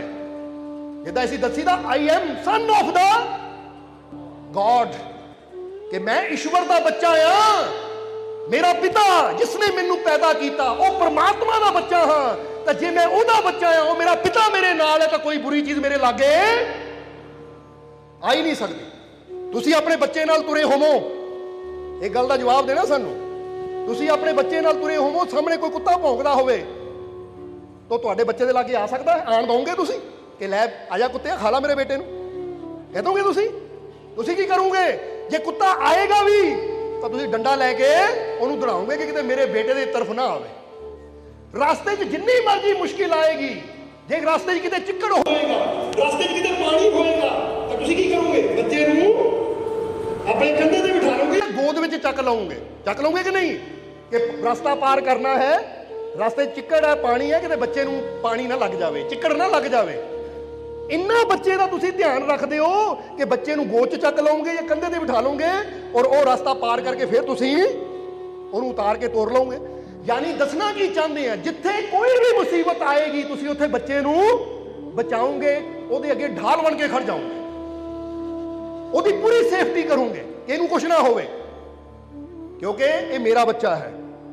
ਹੁਣ ਜ਼ਰਾ ਸੋਚਣ ਵਾਲੀ ਗੱਲ ਹੈ, ਜੇ ਤੁਹਾਨੂੰ ਆਪਣੇ ਬੱਚੇ ਦੀ ਇੰਨੀ ਫਿਕਰ ਹੈ, ਤੁਸੀਂ ਆਪਣੇ ਬੱਚੇ ਦੀ ਇੰਨੀ ਸੇਫਟੀ ਦਾ ਖਿਆਲ ਰੱਖਦੇ ਹੋ, ਤਾਂ ਜ਼ਰਾ ਸੋਚੋ ਸਾਡੇ ਪਰਮ ਪਿਤਾ ਪਰਮਾਤਮਾ ਨੂੰ, ਉਹ ਪ੍ਰਭੂ ਨੂੰ ਸਾਡੀ ਕਿੰਨੀ ਫਿਕਰ ਹੋਏਗੀ, ਉਹਨੂੰ ਸਾਡੀ ਕਿੰਨੀ ਚਿੰਤਾ ਹੋਏਗੀ। ਪਰ ਫਰਕ ਕਿੱਥੇ ਪੈ ਜਾਂਦਾ? ਫਰਕ ਇੱਥੇ ਪੈ ਜਾਂਦਾ ਕਿ ਅਸੀਂ ਉਹਨੂੰ ਆਪਣਾ ਪਿਤਾ ਸਮਝਦੇ ਹੀ ਨਹੀਂ ਆ, ਅਸੀਂ ਉੱਤੇ ਵਿਸ਼ਵਾਸ ਕਰਦੇ ਹੀ ਨਹੀਂ ਆ, ਅਸੀਂ ਉੱਤੇ ਯਕੀਨ ਹੀ ਨਹੀਂ ਕਰਦੇ। ਅਸੀਂ ਤਾਂ ਯਕੀਨ ਕਰ ਲੈਂਦੇ ਆ ਛੋਟੇ ਮੋਟੇ ਜਾਦੂ ਟੂਣਿਆਂ ਤੇ, ਸਮਝਦੇ ਹੋ ਕਿ ਨਹੀਂ? ਕੱਲ ਪਰਸੋਂ ਇੱਕ ਜੀਵ ਨੇ, ਸ਼ਾਇਦ ਕੱਲ ਫਰਿਆਦ ਕੀਤੀ ਕਿ ਮਾਲਕੋ ਹਾਜੀਪੁਰ ਦੀ ਤਰਫੋਂ ਆਏ ਆ ਜੀਵ, ਕਿ ਕਿਸੇ ਨੇ ਮਹੱਲੇ ਵਿੱਚ ਨਾ ਟੂਣਾ ਕਰਤਾ, ਤਾਂ ਉਹ ਕਹਿੰਦੇ ਸਾਰੇ ਮੁਹੱਲੇ ਤੇ ਟੂਣਾ ਹੋ ਗਿਆ। ਉਹੀ ਕਹਾ ਸਾਰਿਆਂ ਤੇ ਹੋਇਆ ਹੋਵੇ, ਤੁਹਾਡੇ ਤੇ ਨਹੀਂ ਹੁੰਦਾ, ਕਿਉਂਕਿ ਤੁਸੀਂ ਮਾਲਕਾਂ ਦੇ ਬੱਚੇ ਹੋ। ਸਾਰੇ ਜੋ ਮਰਜ਼ੀ ਮੰਨੀ ਜਾਣ, ਕਿਉਂਕਿ ਗੱਲ ਟੂਣਿਆਂ 'ਚ ਨਹੀਂ ਕੁਝ ਵੀ ਹੈਗੀ, ਗੱਲ ਇੱਥੇ ਹੈ। ਜਦੋਂ ਇੱਥੋਂ ਮੰਨ ਲਿਆ ਨਾ, ਤਾਂ ਫਿਰ ਹੁਣ ਸਾਡਾ ਸੇਵਾਦਾਰ ਰਾਜੂ ਇੱਕ ਦਿਨ ਆ ਰਿਹਾ ਸੀ, ਚੁਰਾਹੇ ਵਿੱਚ ਨਾ ਦੇਖਿਆ ਨਾਰੀਅਲ, ਇਹ ਗਿਆ ਜਾ ਕੇ ਪੈਰ ਪੂਰ ਮਾਰ ਕੇ ਚੱਕ ਕੇ ਨਾਰੀਅਲ ਲੈ ਕੇ ਸਾਡੇ ਕੋਲ ਆ ਗਿਆ। ਕਹਿੰਦਾ ਮਾਲਕੋ ਇਹਦਾ ਕੀ ਕਰਨਾ ਹੈ? ਇਹ ਖਾ ਪੀ ਲੈਂਦੇ, ਹੋਰ ਕੀ ਕਰਨਾ ਇਹਦਾ? ਦੇਖ ਲੈ ਸਾਫ ਸੁਥਰਾ ਹੈ ਕਿ ਨਹੀਂ? ਜਰਾ ਸਮਝਣਾ ਸਾਰਿਆਂ ਨੇ। ਪਰ ਖੋਲਿਆ ਅੰਦਰੋਂ ਗਲਿਆ ਨਿਕਲੇ ਹੋਏ, ਇਹ ਗਲਿਆ ਥੋੜੀ ਖਾਣਾ ਸੀ, ਕਿਉਂਕਿ ਕਈ ਨਾਰੀਅਲ ਵੀ ਗਲੇ ਹੁੰਦੇ। ਇਹ ਕਿਹਾ ਸਾਫ ਸੁਥਰਾ ਹੁੰਦਾ ਤੇ ਚੱਲ ਗਿਰੀ ਖਾ ਲੈਂਦੇ ਇਹਦੀ। ਕਿਉਂਕਿ ਹੁਣ ਬੰਦਾ ਤਾਂ ਕੋਲ ਦੀ ਲੰਘਦਾ ਡਰ ਜਾਂਦਾ, ਟੂਣੇ ਕੋਲ ਦੀ ਟੱਪ ਗਿਆ, ਤੇਰਾ ਕੰਮ ਬੇੜਾ ਗਰਕ। ਅਸੀਂ ਕਹਿੰਦੇ ਜੇ ਤੁਹਾਡੇ ਘਰ 'ਚ ਵੀ ਕਿਸੇ ਨੇ ਨਿੰਬੂ ਨੂੰਬੂ ਰੱਖੇ ਹੁੰਦੇ, ਚੱਕ ਕੇ ਸ਼ਿਕੰਜਵੀ ਬਣਾ ਕੇ ਪੀ ਲਿਆ ਕਰੋ। ਬਲਕਿ ਉੱਥੇ ਲਿਖ ਕੇ ਲਾ ਦਿਓ ਪਰਚੀ, ਉੱਥੇ ਪਰਚੀ ਲਿਖ ਕੇ ਲਾ ਦਿਓ, ਭਾਈ ਅੱਜ ਕੱਲਾ ਨਿੰਬੂ ਰੱਖਿਆ ਹੈ, ਇਦਾਂ ਕਰੀ ਕੱਲ ਨੂੰ ਖੰਡ ਗੁੜ ਮਿਰਚ ਮਸਾਲਾ ਵੀ ਰੱਖ ਦੇ, ਤਾਂ ਕਿ ਪੂਰੀ ਸ਼ਿਕੰਜਵੀ ਦਾ ਸਮਾਨ ਹੋ ਜਾਵੇ। ਔਰ ਹੋ ਸਕੇ ਤਾਂ ਕਿੱਲੇ ਜਾਂ ਬਿਸਲਰੀ ਦੀ ਬੋਤਲ ਵੀ ਨਾਲ ਰੱਖ ਦੇ, ਪਾਣੀ ਵੀ ਫਿਰ ਤੇਰਾ ਹੀ ਪੀਵਾਂਗੇ। ਮਜ਼ਾ ਤਾਂ ਫੇਰ ਹੈ ਨਾ। ਇਹਨੂੰ ਕਹਿੰਦੇ ਨਿਡਰਤਾ, ਇਹਨੂੰ ਕਹਿੰਦੇ ਹੌਸਲਾ, ਸਾਹਸ। ਕਈ ਕਹਿੰਦੇ ਉੱਥੇ ਬਿੰਦੀਆਂ ਰੱਖ ਦਿੱਤੀਆਂ, ਸੰਧੂਰ ਰੱਖ ਦਿੱਤਾ ਸੀ, ਕਿ ਫੇਕੀ ਹੋ ਗਿਆ, ਤੁਸੀਂ ਘਰ ਬਿੰਦੀ ਨਹੀਂ ਲਾਉਂਦੇ? ਦੁਕਾਨ ਤੋਂ 10 ਰੁਪਏ ਦੀ ਖਰੀਦਣੀ ਸੀ, ਕੋਈ ਮੁਫਤ 'ਚ ਰੱਖ ਗਿਆ, ਪੈਸਾ ਹੀ ਖਰਚਿਆ ਉਹਨਾਂ। ਤੁਹਾਡਾ ਕੀ ਗਿਆ? ਤੁਹਾਨੂੰ ਕੁਛ ਨਾ ਕੁਛ ਦੇ ਕੇ ਗਿਆ ਹੈ। ਗੱਲ ਤਾਂ ਵਿਸ਼ਵਾਸ ਦੀ ਹੈ, ਯਕੀਨ ਦੀ ਹੈ। ਜੇ ਯਕੀਨ ਕਰ ਲੈਂਦੇ ਮੇਰਾ ਮਾਲਿਕ ਐਡਾ ਵੱਡਾ ਹੈ, ਸੰਧੂਰਾਂ ਨੇ, ਬਿੰਦੀਆਂ ਨੇ, ਨਿੰਬੂਆਂ ਨੇ, ਨਾਰੀਅਲਾਂ ਨੇ, ਮੇਰਾ ਕੀ ਵਿਗਾੜਨਾ ਹੈ? ਇਹ ਤਾਂ ਬੜੀਆਂ ਛੋਟੀਆਂ ਜਿਹੀਆਂ ਚੀਜ਼ਾਂ ਹੈ, ਸਮਾਂ ਕਿ ਉਹਦੇ ਸਾਹਮਣੇ ਤਾਂ ਨਜ਼ਰ ਵੀ ਨਹੀਂ ਆਉਂਦੀਆਂ ਇਹ, ਤੇ ਇਹਨਾਂ ਤੋਂ ਮੈਂ ਕੀ ਡਰਨਾ? ਕਿਉਂਕਿ ਮੇਰਾ ਮਾਲਿਕ ਮੇਰੇ। ਇਸ ਲਈ ਵਹਿਮਾਂ ਚੋਂ ਨਿਕਲੋ, ਭਰਮਾਂ ਚੋਂ ਨਿਕਲੋ, और अपने अंदर बैठी सर्व शक्तिशाली ताकत, वो ताकत की है परमात्मा प्रभु, वो मालिक। उत्ते यकीन करना सीखो कि मेरा मालिक मेरे। जिदा समुंदर दे विच तुसीं टैंकरां दे टैंकर भर के भी ना काला रंग सुट्टदे हो, तो समुंदर ने काला नहीं हो जाना, उन्हें फिर भी अपने रंग च ही रहना है, क्योंकि फर्क ही नहीं पैंदा समुंदर नूं कोई। इस तरह कोई तुहानूं कहे ना वो फलाने ने भाई तैनूं इदां करके, वो लिया भरावा तूं एक दही की कटोरी की कहता बाल्टी भर के लिया, मैं तेरे सामने खांदा, मेरा मालिक मेरे नाल कुछ नहीं बिगड़ सकता, क्योंकि उसकी रहमतां दे सामने चीज़ां की है। जदों असीं खुद वहमां च फस जांदे हां, भरमां च फस जांदे हां, तो फिर रब भी कहता तैनूं मेरे ते यकीन है नहीं, तो जे तैनूं मेरे ते यकीन है नहीं तो आपे ठोकरां खा, आपे धक्के खा, फिर मैं की करा? क्योंकि असीं फिर दसांगे तुहाडा विश्वास ही तुहानूं परमात्मा नाल जोड़दा है। महमूद गजनवी एक बादशाह, और जिदा उन्होंने जीवन की ऐसी घटना कुछ पिछले दिनों के सत्संग दसी सी कि वो पहली बार जो मिले सी अब्बुल हसन खरकानी नूं, फकीर सी एक, वो किस्सा तुसीं सत्संग सुन सकते हो। पर वो किस्से तो बाद महमूद गजनवी की जित हुई जंग च, फिर उन्होंने मुरीद हो गया, यानी अब्बुल हसन खरकानी नाल बड़ा प्रेम कर लग पिया। और जदों भी बादशाह नूं समा मिलना उन्हें अपने पीर के दर्शन करन जाना, पीर का मतलब गुरु। कहते एक दिन महमूद गजनवी की आदत सी दान करन दी, यानी वो गरीबां नूं दान भी करता हुंदा सी। एक दिन वो सवेरे सवेरे दान कर रहा तो देखा कि एक आदमी है जे तो ठीक तुर नहीं हुंदा, यानी वो लंगड़ा के तुर रहा है। जदों महमूद गजनवी के कोल आया तो आके महमूद गजनवी हमेशा पुछदा सी मंगण वालियां नूं, बादशाह पुछदा सी दसो तुहानूं की चाहिदा है, क्योंकि जिहड़ी चीज़ की तैनूं जरूरत है वो तैनूं देवां। हुण जरूरत कपड़े की होवे तां देई रोटी जाइए की फायदा, जिहड़ा बंदा पुछदा मंगदा हाँ भी दस तैनूं किहड़ी चीज़ की लोड़ है, क्योंकि जो तैनूं लोड़ है बोल दे दिंदे। हुण जदों वो आया सब दीयां जरूरतां पुछ पुछ के बादशाह दे रहा सी, जदों वो लंगड़ा आदमी आया, लंगड़ांदा लंगड़ांदा आया, तो लंगड़ा इदां नहीं सी कि एक लत्त है नहीं सी, लत्तां दोनों ही सी, पर फिर भी लंगड़ा के चल रहा सी। आया जदों तो महमूद गजनवी ने पूछा दस भी तैनूं की चाहिए है? कहता बादशाह एक तो मैनू कंबल दे दिओ गर्म जिहा, क्योंकि अगे सर्दी का मौसम आ रहा है, और दूजा आ मेरियां लत्तां ना इन्हां नूं ठीक कर दिओ, मैं बचपन तो लंगड़ा के चल रहा है, अगर ये भी ठीक हो जाए तो तुहाडी बड़ी मेहरबानी होएगी। महमूद गजनवी ने कंबल लिया, उहदे हाथे रखिया, कहंदे देख भाई जो मेरे वस च है वो मैं तेनू दे सकदा हां, तू मैनू कह हीरे चाहिए है, मोती चाहिए है, सोना चाहिए है, कपड़ा चाहिए है, भोजन चाहिए है, ये दुनियावी पदार्थ तू जिहड़ा मर्जी मंग ला वो मैं तेनू दे सकदा हां, पर जदों गल आंदी तंदुरुस्ती दी तो यह तंदुरुस्ती देना मेरे हाथ च नहीं है। अगर तू तंदुरुस्ती चाहता है तो मेरे पीर हजरत अब्बुल हसन खरकानी के दरबार से चला जा, क्योंकि खुशियां तंदुरुस्ती ये बादशाह के दर तो नहीं मिलती, ये फकीरां के दर तो मिलती है। समझ दो कि नहीं? हुण तुसीं बीमार होवो किसी बादशाह के दरबार चले जाओ, अमीर के घर के बाहर खड़े हो जाओ, भाई मैनू तंदुरुस्ती दे दे, तो फिर बाद चो पता लगे वो जो घर का मालिक वो तो आप वेंटीलेटर पर लेटे है, वो तो आप हॉस्पिटल च एडमिट है, तो फिर बंदे ना जे को मैं तंदुरुस्ती मंगदा, जे अमीरां दे घर तंदुरुस्ती हुंदी तो अमीर कभी बीमार हुंदे ही ना, फिर तो सदा ही फिट रहंदे तंदुरुस्त रहंदे। सो तंदुरुस्ती रहमत बरकत बख्शिश खुशियां कित्थों मिलनियां है? ये फकीरां दे दरबार चों मिलनियां है। अमीरां दे कोलों खाण नूं रोटी मिल जाएगी, पाण नूं कपड़ा मिल जाएगा, होर जो दुनियावी जरूरतां दा समान है वो मिल जाएगा।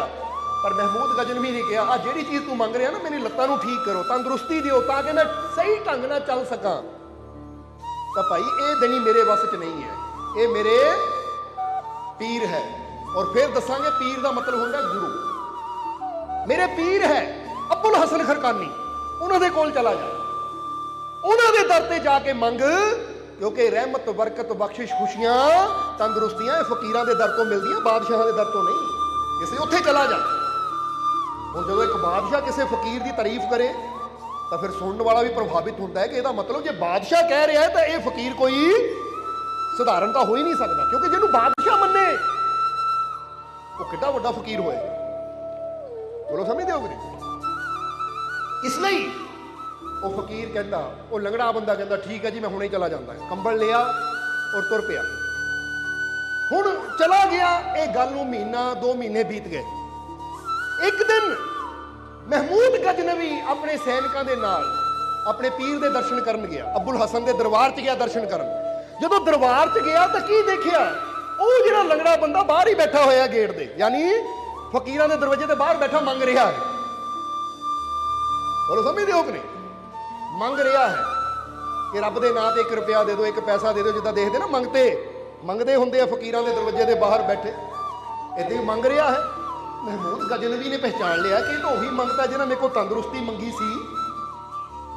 ਇੱਥੇ ਬੈਠਾ ਕੀ ਕਰ ਰਿਹਾ, ਹਾਲੇ ਤੱਕ ਠੀਕ ਹੀ ਨਹੀਂ ਹੋਇਆ। ਤਾਂ ਉਸ ਵੇਲੇ ਮਹਿਮੂਦ ਗਜਨਵੀ ਨੇ ਉਹਨੂੰ ਪਹਿਚਾਣ ਕੇ ਉਹਦੇ ਕੋਲ ਜਾ ਕੇ ਪੁੱਛਿਆ, ਤੂੰ ਉਹੀ ਨਹੀਂ ਹੈ ਜਿਹੜਾ ਤਕਰੀਬਨ 3 ਮਹੀਨੇ ਪਹਿਲਾਂ ਜਦੋਂ ਮੇਰੇ ਕੋਲ ਮੰਗਣ ਆਇਆ ਸੀ ਕਿ ਮੈਨੂੰ ਤੰਦਰੁਸਤੀ ਦਿਓ ਤਾਂ ਮੈਂ ਤੈਨੂੰ ਆਪਣੇ ਪੀਰ ਦੇ ਦਰ ਤੇ ਭੇਜਿਆ ਸੀ? ਕਹਿੰਦਾ ਹਾਂਜੀ ਮੈਂ ਉਹੀ ਹਾਂ ਬਾਦਸ਼ਾਹ, ਮੈਨੂੰ ਪਹਿਚਾਣ ਲਿਆ ਤੁਸੀਂ, ਬੜੀ ਅੱਛੀ ਗੱਲ ਹੈ, ਮੈਂ ਉਹੀ ਹਾਂ। ਉਹ ਕਹਿੰਦੇ ਫਿਰ ਤੂੰ ਦੁਆ ਨਹੀਂ ਕੀਤੀ, ਹਾਲੇ ਤੱਕ ਠੀਕ ਨਹੀਂ ਹੋਇਆ? ਤਾਂ ਉਸ ਲਈ ਉਹ ਕਹਿੰਦਾ ਜੀ ਮੈਂ ਤਾਂ ਬਹੁਤ ਦੁਆਵਾਂ ਕੀਤੀਆਂ, ਮੈਂ ਤਾਂ ਬਹੁਤ ਦੁਆਵਾਂ ਕੀਤੀਆਂ, ਇੱਕ ਦਿਨ ਕੀਤੀ, ਦੂਜੇ ਦਿਨ ਕੀਤੀ, ਤੀਜੇ ਦਿਨ ਕੀਤੀ, ਚੌਥੇ ਦਿਨ ਕੀਤੀ, ਪਰ ਫਰਕ ਤਾਂ ਕੋਈ ਪਿਆ ਨਹੀਂ। 3 ਮਹੀਨੇ ਹੋ ਗਏ ਇੱਥੇ ਬੈਠੇ ਨੂੰ, ਹੁਣ ਬੈਠਿਆਂ ਲੋਕਾਂ ਕੋਲੋਂ ਮੰਗਦਾ, ਜੋ ਦੇ ਜਾਂਦੇ ਉਹਦੇ ਨਾਲ ਗੁਜ਼ਾਰਾ ਕਰੀ ਜਾਂਦਾ ਹੈ। ਮੈਂ ਤਾਂ ਬੜੀਆਂ ਦੁਆਵਾਂ ਕੀਤੀਆਂ। ਤਾਂ ਮਹਿਮੂਦ ਗਜਨਵੀ ਨੂੰ ਬੜੀ ਅੰਦਰ ਇੱਕ ਸੱਟ ਵੱਜੀ, ਮੇਰੇ ਮੁਰਸ਼ਦ ਦੇ ਦਰਬਾਰ ਤੇ ਆ ਕੇ ਕਹਿੰਦਾ ਹੈ ਕਿ 3 ਮਹੀਨੇ ਹੋ ਗਏ ਬੈਠੇ ਨੂੰ, ਬੜੀਆਂ ਦੁਆਵਾਂ ਕੀਤੀਆਂ, ਪੂਰੀ ਨਹੀਂ ਹੋਈ, ਦੁਆ ਪੂਰੀ ਨਹੀਂ ਹੋਈ, ਰਹਿਮਤ ਨਹੀਂ ਹੋਈ, ਮੈਂ ਠੀਕ ਨਹੀਂ ਹੋਇਆ। ਤਾਂ ਮਹਿਮੂਦ ਗਜਨਵੀ, ਕਿਉਂਕਿ ਉਹਨੂੰ ਆਪਣੇ ਮੁਰਸ਼ਦ ਤੇ ਪੂਰਾ ਯਕੀਨ ਸੀ, ਮਹਿਮੂਦ ਗਜਨਵੀ ਨੇ ਉਸੇ ਵੇਲੇ ਸੈਨਿਕਾਂ ਨੂੰ ਹੁਕਮ ਕੀਤਾ ਕਿ ਜਾਓ ਜੱਲਾਦ ਨੂੰ ਬੁਲਾਓ। ਹੁਣ ਜਦੋਂ ਜੱਲਾਦ ਗਿਆ ਤਾਂ ਇਹ ਮੰਗਤਾ ਵੀ ਡਰ ਗਿਆ, ਕਹਿੰਦਾ ਹੈ ਜੱਲਾਦ ਨੂੰ ਕਿਉਂ ਬੁਲਾ ਲਿਆ? ਹੁਣ ਸੈਨਿਕ ਤਾਂ ਦੌੜੇ ਗਏ ਜੱਲਾਦ ਨੂੰ ਲੈ ਕੇ ਆਵੇ, ਕਿਉਂਕਿ ਇਹ ਬਾਦਸ਼ਾਹ ਦਾ ਹੁਕਮ ਹੈ, ਭਲਾ 'ਚ ਪੂਰਾ ਹੋਣਾ ਸੀ। ਜੱਲਾਦ ਆ ਗਿਆ ਤਾਂ ਮਹਿਮੂਦ ਗਜਨਵੀ ਨੇ ਕਿਹਾ, ਇਹ ਜੱਲਾਦ ਆਪਣੀ ਤਲਵਾਰ ਕੱਢ। ਜੱਲਾਦ ਨੇ ਤਲਵਾਰ ਕੱਢੀ ਤਾਂ ਉਸ ਵੇਲੇ ਮਹਿਮੂਦ ਗਜਨਵੀ ਕਹਿੰਦੇ, ਜੱਲਾਦ ਮੈਂ ਅੰਦਰ ਜਾ ਰਿਹਾ ਆਪਣੇ ਪੀਰ ਨੂੰ ਮਿਲਣ, ਔਰ ਯਾਦ ਰੱਖ ਮੇਰੇ ਬਾਹਰ ਆਉਣ ਤੱਕ ਅਗਰ ਇਹ ਤੁਰਿਆ ਨਾ, ਇਹ ਠੀਕ ਨਾ ਹੋਇਆ ਤਾਂ ਇਹਦੀ ਗਰਦਨ ਵੱਢ ਦੇਂ, ਔਰ ਜਾਣ ਨਹੀਂ ਇਹਨੂੰ ਕਿਤੇ ਦੇਣਾ।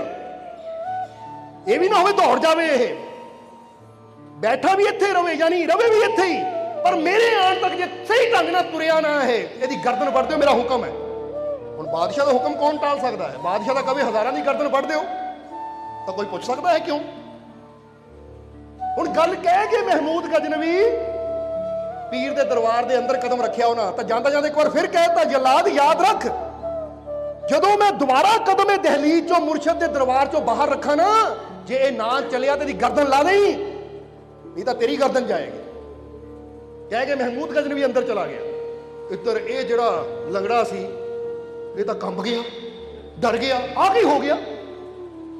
ਹੁਣ ਹੱਥ ਜੋੜੇ, ਐ ਖੁਦਾ ਕਰਦੇ ਰਹਿਮਤ, ਸਿਰ ਪਟਕਣ ਲੱਗਾ, ਸਿਰ ਥੱਲੇ ਮਾਰਨ ਲੱਗਾ, ਜੇ ਤੂੰ ਰਹਿਮਤ ਨਾ ਕੀਤੀ, ਤੂੰ ਨਾ ਮੇਰੀ ਸੁਣੀ ਤਾਂ ਅੱਜ ਮੇਰੀ ਜਾਨ ਚਲੀ ਜਾਣੀ ਹੈ। ਰੋ ਰੋ ਕੇ ਬੇਨਤੀ ਕਰਨ ਲੱਗਾ, ਐ ਮੁਰਸ਼ਦ, ਐ ਫਕੀਰੋ ਕਰੋ ਕਿਰਪਾ, ਕਰੋ ਕਿਰਪਾ।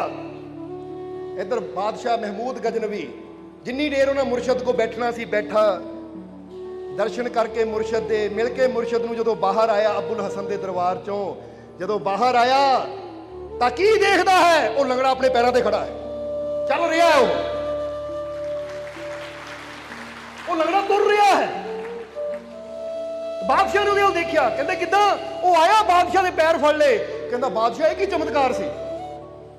ਤਾਂ ਬਾਦਸ਼ਾਹ ਕਹਿੰਦਾ ਚਮਤਕਾਰ ਮੇਰਾ ਨਹੀਂ ਹੈ, ਇਹ ਚਮਤਕਾਰ ਉਸ ਦਰ ਦਾ ਹੈ ਜਿੱਥੇ ਤੂੰ ਚੌਖਟ ਤੇ ਬੈਠਾ ਆ, ਕਿਉਂਕਿ ਇਹ ਉਹ ਦਰ ਹੈ ਜਿੱਥੋਂ ਕੋਈ ਖਾਲੀ ਨਹੀਂ ਜਾਂਦਾ, ਇਹ ਉਹ ਦਰ ਹੈ। ਜਦੋਂ ਤੂੰ ਮੈਨੂੰ ਦੱਸਿਆ ਕਿ 3 ਮਹੀਨੇ ਹੋ ਗਏ ਮੈਨੂੰ ਦੁਆਵਾਂ ਕਰਦੇ ਨੂੰ, ਤਾਂ ਮੈਨੂੰ ਸਮਝ ਆ ਗਈ ਕਿ ਤੇਰੇ ਪੱਲੇ ਦੁਆ ਤਾਂ ਹੈ ਪਰ ਹਾਲੇ ਤੜਫ ਨਹੀਂ ਹੈ, ਵਿਸ਼ਵਾਸ ਨਹੀਂ ਹੈ, ਕਿਉਂਕਿ ਸਿਰਫ ਦੁਆਵਾਂ ਨਾਲ ਹੀ ਰਹਿਮਤਾਂ ਨਹੀਂ ਮਿਲਦੀਆਂ। ਕਾਹਦੇ ਨਾਲ ਮਿਲਦੀਆਂ ਹੈ?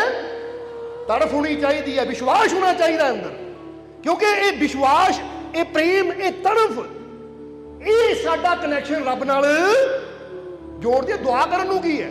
ਦੁਆ ਤਾਂ ਬੰਦਾ ਜੋ ਮਰਜ਼ੀ ਮੰਗੀ ਜਾਵੇ, ਪਰ ਜੇ ਅੰਦਰ ਵਿਸ਼ਵਾਸ ਨਾ ਹੋਵੇ, ਅੰਦਰ ਤੜਫ ਨਾ ਹੋਵੇ, ਤਾਂ ਫਿਰ ਉਹਦੀ ਰਹਿਮਤ ਸਾਡੇ ਤੱਕ, ਅੰਦਰ ਪ੍ਰੇਮ ਨਾ ਹੋਵੇ ਤਾਂ ਉਹਦੀ ਰਹਿਮਤ ਸਾਡੇ ਤੱਕ ਨਹੀਂ ਪਹੁੰਚਦੀ।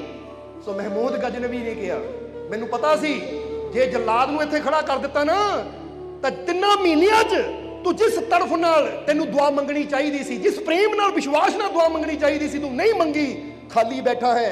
ਪਰ ਆਪਣੀ ਮੌਤ ਨੂੰ ਸਾਹਮਣੇ ਦੇਖ ਕੇ ਤੇਰੇ ਅੰਦਰ ਉਹ ਤੜਫ, ਉਹ ਪ੍ਰੇਮ, ਉਹ ਵਿਸ਼ਵਾਸ ਪੈਦਾ ਹੋ ਜਾਏਗਾ। ਕਿਉਂਕਿ ਪਤਾ ਹੈ ਕਈ ਵਾਰ ਤੁਸੀਂ ਵੀ ਦੇਖਦੇ ਨੇ ਕਿ ਲੰਗੜਾ ਬੰਦਾ ਤੁਰਿਆ ਜਾਂਦਾ ਰਸਤੇ ਵਿੱਚ, ਕਿਉਂਕਿ ਤੁਸੀਂ ਪਤਾ ਨਹੀਂ ਦੇਖਿਆ ਨਹੀਂ ਜੀ ਕਿ ਇੱਕ ਵਾਰੀ ਅਸੀਂ ਜਲੰਧਰੋਂ ਸਤਸੰਗ ਤੋਂ ਆ ਰਹੇ ਸੀ, ਹੁਣ ਤਾਂ ਰੋਡ ਬਣਦਾ ਪਿਆ, ਉਦੋਂ ਰੋਡ ਨਹੀਂ ਬਣ ਰਿਹਾ ਸੀ, ਤਾਂ ਇੱਕ ਨਾ ਮਾਈ ਸੀਗੀ, ਉਹ ਜੰਗਲਾ ਜਿਹਾ ਫੜ ਕੇ ਤੁਰੀ ਪਈ ਸੀ, ਜੰਗਲਾ ਜਿਹਾ ਫੜ ਕੇ ਤੁਰੀ ਹੋਈ ਸੀ, ਤਾਂ ਸਾਡੀ ਗੱਡੀ ਬੜੀ ਸਪੀਡ 'ਚ ਸੀ। ਡਰਾਈਵਰ ਨੇ ਜਦੋਂ ਦੇਖਿਆ ਮਾਈ ਸਾਹਮਣੇ ਆ ਗਈ, ਤਾਂ ਮਾਈ ਨੇ ਦੇਖਿਆ ਗੱਡੀ ਮੇਰੀ ਤਰਫ ਆ ਰਹੀ, ਜੰਗਲਾ ਚੱਕ ਕੇ ਦੌੜ ਪਈ। ਚਲੋ ਗੱਡੀ ਤਾਂ ਰੁਕ ਗਈ, ਕੋਈ ਉਹ ਗੱਲ ਨਹੀਂ ਹੋਈ, ਪਰ ਅਸੀਂ ਸੋਚਿਆ ਕਮਾਲ ਦੀ ਗੱਲ ਹੈ, ਜੇ ਇਦਾਂ ਦੌੜ ਸਕਦੀ ਹੈ ਤਾਂ ਫਿਰ ਜੰਗਲਾ ਫੜਨ ਦੀ ਲੋੜ ਕੀ ਹੈ?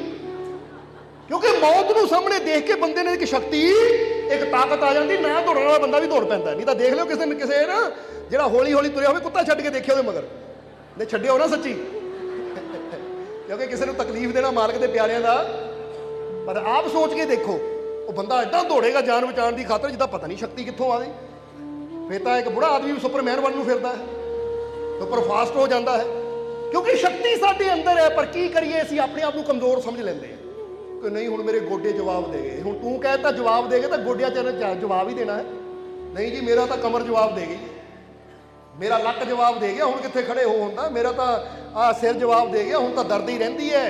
ਇਹ ਜਵਾਬ ਸਿਰ ਨਹੀਂ ਦਿੰਦੇ, ਕਮਰ ਨਹੀਂ ਦਿੰਦੇ, ਘੁਟਨੇ ਗੋਡੇ ਨਹੀਂ ਦਿੰਦੇ, ਇਹ ਜਵਾਬ ਤੁਹਾਡਾ ਮਨ ਦਿੰਦਾ ਹੈ। ਜਦੋਂ ਤੁਸੀਂ ਇੱਥੋਂ ਸੋਚ ਲਿਆ ਕਿ ਮੈਂ ਗਿਆ, ਮੈਂ ਮਰ ਗਿਆ, ਜਾਂ ਮੈਂ ਇਹ ਗੋਡਿਆਂ 'ਚ ਇੱਦਾਂ ਹੀ ਰਹਿਣੀ ਹੈ, ਇਹ ਕਮਰ ਇੱਦਾਂ ਹੀ ਰਹਿਣੀ ਹੈ, ਤਾਂ ਫਿਰ ਕਦੀ ਤੁਹਾਨੂੰ ਕੋਈ ਠੀਕ ਕਰ ਹੀ ਨਹੀਂ ਸਕਦਾ। ਤਾਂ ਜੇ ਬੰਦਾ ਰੱਖੇ ਉਹ ਮੇਰੇ ਮਾਲਿਕ ਨੇ ਮੈਨੂੰ ਜਨਮ ਦਿੱਤਾ ਔਰ ਮੇਰਾ ਮਾਲਿਕ ਮੇਰੇ ਅੰਦਰ ਵਸਦਾ ਹੈ, ਤਾਂ ਜਿਹੜਾ ਮੈਨੂੰ ਜਨਮ ਦੇ ਸਕਦਾ ਹੈ, ਬਣਾ ਸਕਦਾ ਹੈ, ਤਾਂ ਮੈਨੂੰ ਉਹ ਤੇ ਇੰਨਾ ਵਿਸ਼ਵਾਸ ਹੈ, ਮੈਨੂੰ ਬਿਗੜੇ ਨੂੰ ਠੀਕ ਵੀ ਕਰ ਸਕਦਾ ਹੈ। ਕਿਉਂਕਿ ਜਿਹੜਾ ਬਣਾ ਸਕਦਾ ਉਹਦੇ ਵਾਸਤੇ ਬਿਗੜੇ ਨੂੰ ਠੀਕ ਕਰਨਾ ਕੋਈ ਵੱਡੀ ਗੱਲ ਹੈ। ਕਈ ਵਾਰ ਦੱਸੀਦਾ ਕਿ ਜੇ ਇੱਕ ਕੰਪਨੀ ਗੱਡੀ ਬਣਾਉਂਦੀ ਹੈ ਤਾਂ ਗੱਡੀ 'ਚ ਖਰਾਬੀ ਆ ਜਾਵੇ, ਇਹਨੂੰ ਠੀਕ ਕਰਨਾ ਉਹਦੇ ਵਾਸਤੇ ਕੋਈ 2-4 ਦਿਨ, ਹਫ਼ਤਾ, 10 ਦਿਨ ਲੱਗ ਸਕਦੇ ਆ ਪ੍ਰੋਬਲਮ ਦੇ ਹਿਸਾਬ ਨਾਲ। ਪਰ ਜਿਹੜੀ ਕੰਪਨੀ ਗੱਡੀ ਬਣਾਉਂਦੀ ਹੈ ਉਹਨੂੰ ਠੀਕ ਵੀ ਕਰ ਦਿੰਦੀ ਹੈ। ਇਸੇ ਤਰ੍ਹਾਂ ਤੁਸੀਂ ਵੀ ਵਿਸ਼ਵਾਸ ਰੱਖੋ ਕਿ ਮੈਨੂੰ ਮੇਰੇ ਮਾਲਿਕ ਨੇ ਬਣਾਇਆ ਹੈ, ਉਹਨੇ ਮੈਨੂੰ ਪੈਦਾ ਕੀਤਾ ਹੈ, ਉਹਨੇ ਮੈਨੂੰ ਜਨਮ ਦਿੱਤਾ ਹੈ ਔਰ ਉਹਦੀ ਤਾਕਤ ਮੇਰੇ ਅੰਦਰ ਵਸਦੀ ਹੈ। ਜੇ ਮੈਨੂੰ ਕੋਈ ਵੀ ਪ੍ਰੋਬਲਮ ਹੈ ਤਾਂ ਮੈਨੂੰ ਆਪਣੇ ਮਾਲਿਕ ਤੇ ਇੰਨਾ ਯਕੀਨ ਹੈ ਕਿ ਮੇਰੀ ਪ੍ਰੋਬਲਮ ਨੂੰ ਦੂਰ ਵੀ ਉਹ ਜ਼ਰੂਰ ਕਰ ਸਕਦਾ ਹੈ, ਉਹ ਮੈਨੂੰ ਠੀਕ ਵੀ ਜ਼ਰੂਰ ਕਰੇਗਾ। ਇਸ ਲਈ ਥੋੜਾ ਜਿਹਾ ਅਭਿਆਸ ਰਾਤ ਨੂੰ ਸੌਣ ਲੱਗੇ ਕਰ ਲਿਆ ਕਰੋ। ਦੱਸ ਦਈਏ ਤੁਹਾਨੂੰ ਕਿ ਜਦੋਂ ਰਾਤ ਨੂੰ ਤੁਸੀਂ ਖਾ ਪੀ ਕੇ ਫ੍ਰੀ ਹੋ ਗਏ ਨਾ, ਬੈੱਡ ਤੇ ਚਲੇ ਗਏ, ਹੁਣ ਤੁਹਾਨੂੰ ਪਤਾ ਕਿ ਮੈਂ ਨਾ ਟੀਵੀ ਦੇਖਣਾ ਹੈ ਨਾ ਮੋਬਾਈਲ ਟੀਵੀ ਸਭ ਕੁਝ ਆਫ ਕਰ ਦਿਓ ਔਰ ਫਿਰ ਸ਼ਾਂਤ ਹੋ ਕੇ ਬਹਿ ਜਾਓ। ਬੈੱਡ ਦੇ ਨਾਲ ਢੋਲ ਲਾ ਕੇ ਜਾਂ ਚੌਂਕੜੀ ਮਾਰ ਕੇ ਹੱਥ ਉੱਪਰ ਨੂੰ ਕਰ ਲੈਣੇ ਹੈ। ਲੰਬਾ ਸਵਾਸ ਨੱਕ ਦੇ ਜ਼ਰੀਏ ਲਓ, ਜਿੰਨਾ ਲੰਬਾ ਸਵਾਸ ਲੈ ਸਕਦੇ ਹੋ ਪੂਰਾ ਸਵਾਸ ਅੰਦਰ ਨੂੰ ਲੈ ਕੇ ਫਿਰ ਉਹਨੂੰ 3-4 ਸੈਕਿੰਡ ਵਾਸਤੇ ਰੋਕੋ ਔਰ ਫਿਰ ਸਵਾਸ ਛੱਡਦੇ ਹੋਏ ਕੀ ਕਹਿਣਾ ਹੈ, ਮਾਲਕ ਦੀ ਰਹਿਮਤ ਨਾਲ ਮੇਰੇ ਸਾਰੇ ਦੁੱਖ ਦੂਰ ਹੋ ਗਏ, ਜਾਂ ਕਹਿਣਾ ਹੈ ਮਾਲਕ ਦੀ ਰਹਿਮਤ ਨਾਲ ਮੈਂ ਠੀਕ ਹਾਂ। ਯਾਨੀ ਸਵਾਸ ਲੈ ਲਿਆ, ਕਿਦਾਂ ਰੋਕਿਆ, ਮਾਲਕ ਦੀ ਰਹਿਮਤ ਨਾਲ ਮੈਂ ਠੀਕ ਹਾਂ, ਮਾਲਕ ਦੀ ਰਹਿਮਤ ਨਾਲ ਮੇਰੇ ਸਾਰੇ ਦੁੱਖ ਦੂਰ ਹੋ ਗਏ। 10 ਮਿੰਟ ਸੌਣ ਤੋਂ ਪਹਿਲਾਂ ਗੱਲ ਕਰੋ ਤਾਂ ਜਿਹੜੇ ਦੁੱਖ ਤੁਹਾਡੇ ਐਸੇ ਹੈ ਨਾ ਜਿਹਨਾਂ ਨੂੰ ਡਾਕਟਰ ਵੀ ਕਹਿੰਦੇ ਠੀਕ ਨਹੀਂ ਹੋਣੇ, ਤੁਸੀਂ ਕੁਝ ਹਫ਼ਤੇ 'ਚ ਦੇਖੋਗੇ ਵੀ ਠੀਕ ਹੋਣੇ ਸ਼ੁਰੂ ਹੋ ਜਾਣਗੇ, ਕਿਉਂਕਿ ਉਹਦੀ ਰਹਿਮਤ ਵਿੱਚ ਅਸਰ ਹੈ। ਕਰਕੇ ਦੇਖਿਓ, ਸਮਝਦੇ ਹੋ ਕਿ ਨਹੀਂ? ਕਿਉਂਕਿ ਜਦੋਂ ਕਰਕੇ ਦੇਖਾਂਗੇ ਤਾਂ ਅਸਰ ਫਿਰ ਪਤਾ ਲੱਗਦਾ। ਤੇ ਜੇ ਬੰਦਾ ਉੱਦਾਂ ਹੀ ਸੁਣ ਲੈ ਇਦਾਂ ਵੀ ਕਦੀ ਹੋਇਆ, ਇਦਾਂ ਵੀ ਕਦੀ ਹੋ ਸਕਦਾ ਹੈ, ਤਾਂ ਫਿਰ ਇਹਦਾ ਮਤਲਬ ਸਾਨੂੰ ਆਪਣੇ ਰੱਬ ਤੇ ਯਕੀਨ ਨਹੀਂ ਹੈ, ਸਾਨੂੰ ਆਪਣੇ ਰੱਬ ਦੀਆਂ ਰਹਿਮਤਾਂ ਤੇ ਯਕੀਨ ਨਹੀਂ ਹੈ। ਨਹੀਂ ਤਾਂ ਜ਼ਰਾ ਸੋਚੋ, ਬੰਦਾ ਕਹੇ ਬੋਲਣ ਨਾਲ ਕੀ ਹੋਣਾ ਹੈ, ਮੈਂ ਬੋਲਦਾ ਹਾਂ ਤਾਂ ਬੋਲਣ ਨਾਲ ਕੀ ਹੋਣਾ ਹੈ। ਤੇ ਅਸੀਂ ਇੱਕ ਗੱਲ ਤੁਹਾਨੂੰ ਪੁੱਛਾਂਗੇ, ਤੁਹਾਡੇ ਅੰਦਰ ਦਿਲ ਧੜਕ ਰਿਹਾ ਹੈ? ਤੁਸੀਂ ਕਰ ਰਹੇ ਹੋ ਜਾਂ ਆਪਣੇ ਆਪ ਉਹਦੀ ਰਹਿਮਤ ਕਰ ਰਹੀ ਹੈ? ਸਮਝਦੇ ਹੋ ਕਿ ਨਹੀਂ? ਹੁਣ ਕੁਝ ਚੀਜ਼ਾਂ ਐਸੀਆਂ ਹੁੰਦੀਆਂ ਕਿ ਜਿਹੜੀਆਂ ਬੰਦੇ ਨੂੰ ਪਤਾ ਵੀ ਨਹੀਂ ਹੁੰਦਾ ਔਰ ਹੋ ਰਹੀਆਂ ਹੈ, ਔਰ ਇਹ ਕਰਨ ਵਾਲੀ ਉਹ ਤਾਕਤ ਹੈ, ਉਹ ਜਿਹੜੀ ਤਾਕਤ ਤੁਹਾਡੇ ਦਿਲ ਨੂੰ ਧੜਕਾ ਸਕਦੀ ਹੈ, ਤੁਹਾਨੂੰ ਸੁਣਨ ਦੀ ਸ਼ਕਤੀ ਦੇ ਸਕਦੀ ਹੈ, ਤੁਰਨ ਫਿਰਨ ਦੀ ਸ਼ਕਤੀ ਦੇ ਸਕਦੀ ਹੈ। ਜੇ ਉਹ ਤਾਕਤ ਤੇ ਵਿਸ਼ਵਾਸ ਰੱਖੋਗੇ ਤਾਂ ਉਹ ਇਹਨਾਂ ਦੀ ਕਮਜ਼ੋਰੀ ਨੂੰ, ਇਹਨਾਂ ਦੀਆਂ ਕਮੀਆਂ ਨੂੰ ਵੀ ਦੂਰ ਕਰ ਸਕਦੀ ਹੈ। ਸਮਝਦੇ ਹੋ ਕਿ ਨਹੀਂ? ਬੰਦਾ ਤਾਂ ਇਦਾਂ ਸੋਚਦਾ ਕਿ ਮੇਰੇ ਕਰਨ ਨਾਲ ਹੀ ਸਭ ਕੁਝ ਹੋਣਾ ਹੈ। ਜਦੋਂ ਬੰਦਾ ਕਹਿੰਦਾ ਮੇਰੇ ਕਰਨ ਨਾਲ ਹੋਣਾ ਹੈ ਫਿਰ ਕੁਝ ਨਹੀਂ ਹੁੰਦਾ। ਤਾਂ ਜਦੋਂ ਬੰਦਾ ਕਹਿੰਦਾ ਮਿਹਨਤ ਮੇਰੀ ਤਾਂ ਰਹਿਮਤ, ਇਹ ਮਾਲਿਕ ਤੇਰੀ ਰਹਿਮਤ ਹੋਏਗੀ ਫੇਰ ਹੀ ਕਾਮਯਾਬੀ ਮਿਲਣੀ ਹੈ, ਮੈਂ ਮਿਹਨਤ ਕਰ ਸਕਦਾ ਹਾਂ, ਕਾਮਯਾਬੀ ਤੂੰ ਦੇਣੀ ਹੈ। ਜਿੱਦਾਂ ਡਾਕਟਰ ਕਹਿੰਦੇ ਨਾ ਅਸੀਂ ਆਪਰੇਸ਼ਨ ਕਰ ਸਕਦੇ ਹਾਂ, ਜੀਵਨ ਦੇਣਾ ਸਾਡੇ ਹੱਥ 'ਚ ਨਹੀਂ ਹੈ, ਜੀਵਨ ਪ੍ਰਮਾਤਮਾ ਨੇ ਦੇਣਾ ਹੈ। ਕਹਿ ਦਿੰਦੇ ਆ ਕਿ ਨਹੀਂ? नहीं तो जरा गौर करना, जिन्होंने ऑपरेशन होए ना पता होएगा कि ऑपरेशन थिएटर 'ਚ ਲਿਜਾਣ ਤੋਂ ਪਹਿਲਾਂ ਇੱਕ ਸਾਈਨ ਕਰਵਾਉਂਦੇ ਹੋ ਪੇਪਰ ਤੇ, ਜਿਹ 'ਚ ਲਿਖਿਆ ਹੁੰਦਾ ਕਿ ਅਗਰ ਬੰਦੇ ਨੂੰ ਕੁਝ ਹੋ ਗਿਆ, ਬੰਦਾ ਮਰ ਗਿਆ ਤਾਂ ਡਾਕਟਰ ਜ਼ਿੰਮੇਵਾਰ ਨਹੀਂ ਹੈ। ਸਧਾਰਨ ਜੇ ਆਪਰੇਸ਼ਨ ਵਾਸਤੇ ਵੀ ਉਹ ਲਿਖਦੇ ਹੈ ਤਾਂ ਕਿ ਕੱਲ ਨੂੰ ਉਹਨਾਂ ਦੇ ਹਸਪੀਟਲ ਤੇ ਕੋਈ ਐਕਸ਼ਨ ਨਾ ਲਿਆ ਜਾਵੇ। ਉਹ ਸਾਈਨ ਕਰਵਾਉਂਦੇ ਆ ਮਰੀਜ਼ ਦੇ ਵੀ ਜਾਂ ਉਹਨਾਂ ਦੇ ਨਾਲ ਜਿਹੜਾ ਕੋਈ ਰਿਸ਼ਤੇਦਾਰ ਜਾਵੇ ਕਿ ਭਾਈ ਅਸੀਂ ਆਪਰੇਸ਼ਨ ਕਰਨਾ, ਪਰ ਜੇ ਉੱਥੇ ਆਪਰੇਸ਼ਨ ਟੇਬਲ ਤੇ ਇਹਨੂੰ ਕੁਝ ਹੋ ਗਿਆ, ਮਰ ਗਿਆ ਤਾਂ ਉਹਦੀ ਜ਼ਿੰਮੇਵਾਰੀ ਸਾਡੀ ਨਹੀਂ ਹੈ, ਤੁਸੀਂ ਹਸਪੀਟਲ ਤੇ ਕੋਈ ਕੇਸ ਨਹੀਂ ਕਰ ਸਕਦੇ। ਨਹੀਂ ਤਾਂ ਜਰਾ ਸੋਚੋ ਜੇ ਡਾਕਟਰਾਂ ਦੇ ਹੱਥ 'ਚ ਹੋਵੇ ਸਿਰਫ, ਤਾਂ ਫਿਰ ਤਾਂ ਉਹ ਕਦੀ ਇਦਾਂ ਦਾ, ਫਿਰ ਤਾਂ ਉਹ ਗਰੰਟੀ ਦੇ ਕੇ ਭੇਜਣ, ਲਿਆਓ ਵੀ ਸਟਾਂਪ ਪੇਪਰ, ਗਰੰਟੀ ਦਿੰਦੇ ਬੰਦਾ ਠੀਕ ਹੋ ਕੇ ਆਏਗਾ। ਪਰ ਨਹੀਂ, ਉਹਨਾਂ ਨੂੰ ਵੀ ਪਤਾ ਹੈ ਕਿ ਅਸੀਂ ਸਿਰਫ ਕੋਸ਼ਿਸ਼ ਕਰ ਸਕਦੇ ਹਾਂ, ਜੀਵਨ ਦੇਣਾ ਤਾਂ ਉਹ ਉੱਪਰ ਵਾਲੇ ਦੇ ਹੱਥ 'ਚ ਹੈ, ਕਿਉਂਕਿ ਜੀਵਨ ਦਾ ਦਾਤਾ ਉਹ ਹੈ। ਤਾਂ ਹੁਣ ਜੇ ਸਾਨੂੰ ਸਮਝ ਹੀ ਆ ਗਈ ਕਿ ਸਾਨੂੰ ਜੀਵਨ ਦੇਣ ਵਾਲਾ ਦਾਤਾ ਉਹ ਹੈ, ਤਾਂ ਅਸੀਂ ਕਿਉਂ ਨਹੀਂ ਪਹਿਲਾਂ ਹੀ ਉੱਤੇ ਵਿਸ਼ਵਾਸ ਕਰਨਾ ਸ਼ੁਰੂ ਕਰ ਦਿੰਦੇ। ਇਸ ਲਈ ਮਹਿਮੂਦ ਗਜਨਵੀ ਨੇ ਬੜੀ ਪਿਆਰੀ ਗੱਲ ਕਹੀ। ਉਹ ਕਹਿੰਦੇ ਪਹਿਲਾਂ ਸਿਰਫ ਦੇਖੋ ਦੁਆ ਸੀ, ਅੰਦਰ ਵਿਸ਼ਵਾਸ ਨਹੀਂ ਸੀ, ਪ੍ਰੇਮ ਨਹੀਂ ਸੀ, ਤੜਫ ਨਹੀਂ ਸੀ। ਇਸ ਲਈ 3 ਮਹੀਨੇ ਹੋ ਗਏ ਤੈਨੂੰ ਦੁਆਵਾਂ ਕਰਦਿਆਂ ਨੂੰ, ਤੇਰੀ ਦੁਆ ਰੱਬ ਤੱਕ ਤਾਂ ਪਹੁੰਚੀ ਨਹੀਂ। ਪਰ ਹੁਣ ਜਦੋਂ ਮੌਤ ਸਾਹਮਣੇ ਆਈ ਨਾ, ਤਾਂ ਫਿਰ ਤੇਰੇ ਦਿਲੋਂ ਆਵਾਜ਼ ਨਿਕਲੀ, ਕਿਉਂਕਿ ਪਤਾ ਸੀ ਬਾਦਸ਼ਾਹ ਕਿਸੇ ਵੇਲੇ ਵੀ ਆ ਸਕਦਾ ਹੈ। ਤਾਂ ਜੇ ਆਂਦਿਆਂ ਨੂੰ ਗਰਦਨ ਉੱਡ ਗਈ ਫਿਰ ਤਾਂ ਜ਼ਿੰਦਗੀ ਗਈ। ਫਿਰ ਤੂੰ ਰੋਇਆ, ਤੜਫਿਆ, ਫਿਰ ਤੂੰ ਵਿਸ਼ਵਾਸ ਨਾਲ ਪੁਕਾਰਿਆ। ਔਰ ਇਹ ਤਾਂ ਗੱਲ ਹੈ ਕਿ ਜੋ ਵਿਸ਼ਵਾਸ ਨਾਲ ਪੁਕਾਰਦਾ ਉੱਤੇ ਰਹਿਮਤ ਵੀ ਜ਼ਰੂਰ ਹੁੰਦੀ ਹੈ। ਨਹੀਂ ਤਾਂ ਜੀਸਸ ਕ੍ਰਾਈਸਟ, ਯੀਸ਼ੂ ਮਸੀਹ ਬਾਈਬਲ 'ਚ ਲਾਈਨ ਨਾ ਕਹਿੰਦੇ ਕਿ ਜੇ ਤੇਰੇ ਅੰਦਰ ਵਿਸ਼ਵਾਸ ਹੈ ਨਾ ਤਾਂ ਇਹ ਪਰਬਤ ਵੀ ਤੇਰਾ ਰਸਤਾ, ਤੂੰ ਪਰਬਤ ਨੂੰ ਵੀ ਕਹਿ ਦੇ ਕਿ ਮੇਰਾ ਰਸਤਾ ਛੱਡੋ, ਵੀ ਛੱਡ ਸਕਦਾ ਹੈ, ਕਿਉਂਕਿ ਉਹਨਾਂ ਨੇ ਵਿਸ਼ਵਾਸ ਦੀ ਤਾਕਤ ਨੂੰ ਜਾਣਿਆ ਹੈ, ਦੇਖਿਆ ਹੈ, ਸਮਝਿਆ ਹੈ। ਪਰ ਬੰਦਾ ਕਿਉਂ ਖਾਲੀ ਰਹਿੰਦਾ ਹੈ? ਕਿਉਂਕਿ ਬੰਦਾ ਵਿਸ਼ਵਾਸ ਹੀ ਨਹੀਂ ਪੂਰਾ ਕਰ ਪਾਉਂਦਾ। ਇਸ ਲਈ ਵਿਸ਼ਵਾਸ ਨੂੰ ਹੌਲੀ ਹੌਲੀ ਇੰਨਾ ਮਜ਼ਬੂਤ ਕਰੋ, ਆਪਣੇ ਮਾਲਿਕ ਤੇ ਇੰਨਾ ਯਕੀਨ ਰੱਖੋ ਕਿ ਜਿਸ ਤਰ੍ਹਾਂ ਦੱਸਿਆ, ਇੰਨਾ ਯਕੀਨ ਕਿ ਦੁਨੀਆ ਦਾ ਕੋਈ ਜਾਦੂ ਟੂਣਿਆਂ ਦਾ ਜਾਂ ਗ੍ਰਹਿਾਂ ਦਾ ਕੋਈ ਡਰ ਸਾਨੂੰ ਰਵੇ ਹੀ ਨਾ, ਕਿ ਇਹ ਤਾਂ ਚੀਜ਼ਾਂ ਛੋਟੀ ਛੋਟੀਆਂ, ਮੇਰਾ ਮਾਲਿਕ ਬਹੁਤ ਬੜਾ ਹੈ ਕਿ ਨਹੀਂ। ਅੱਛਾ, ਤੁਸੀਂ ਰੱਬ ਨੂੰ ਬੜਾ ਸਮਝਦੇ ਹੋ, ਛੋਟਾ ਸਮਝਦੇ ਹੋ?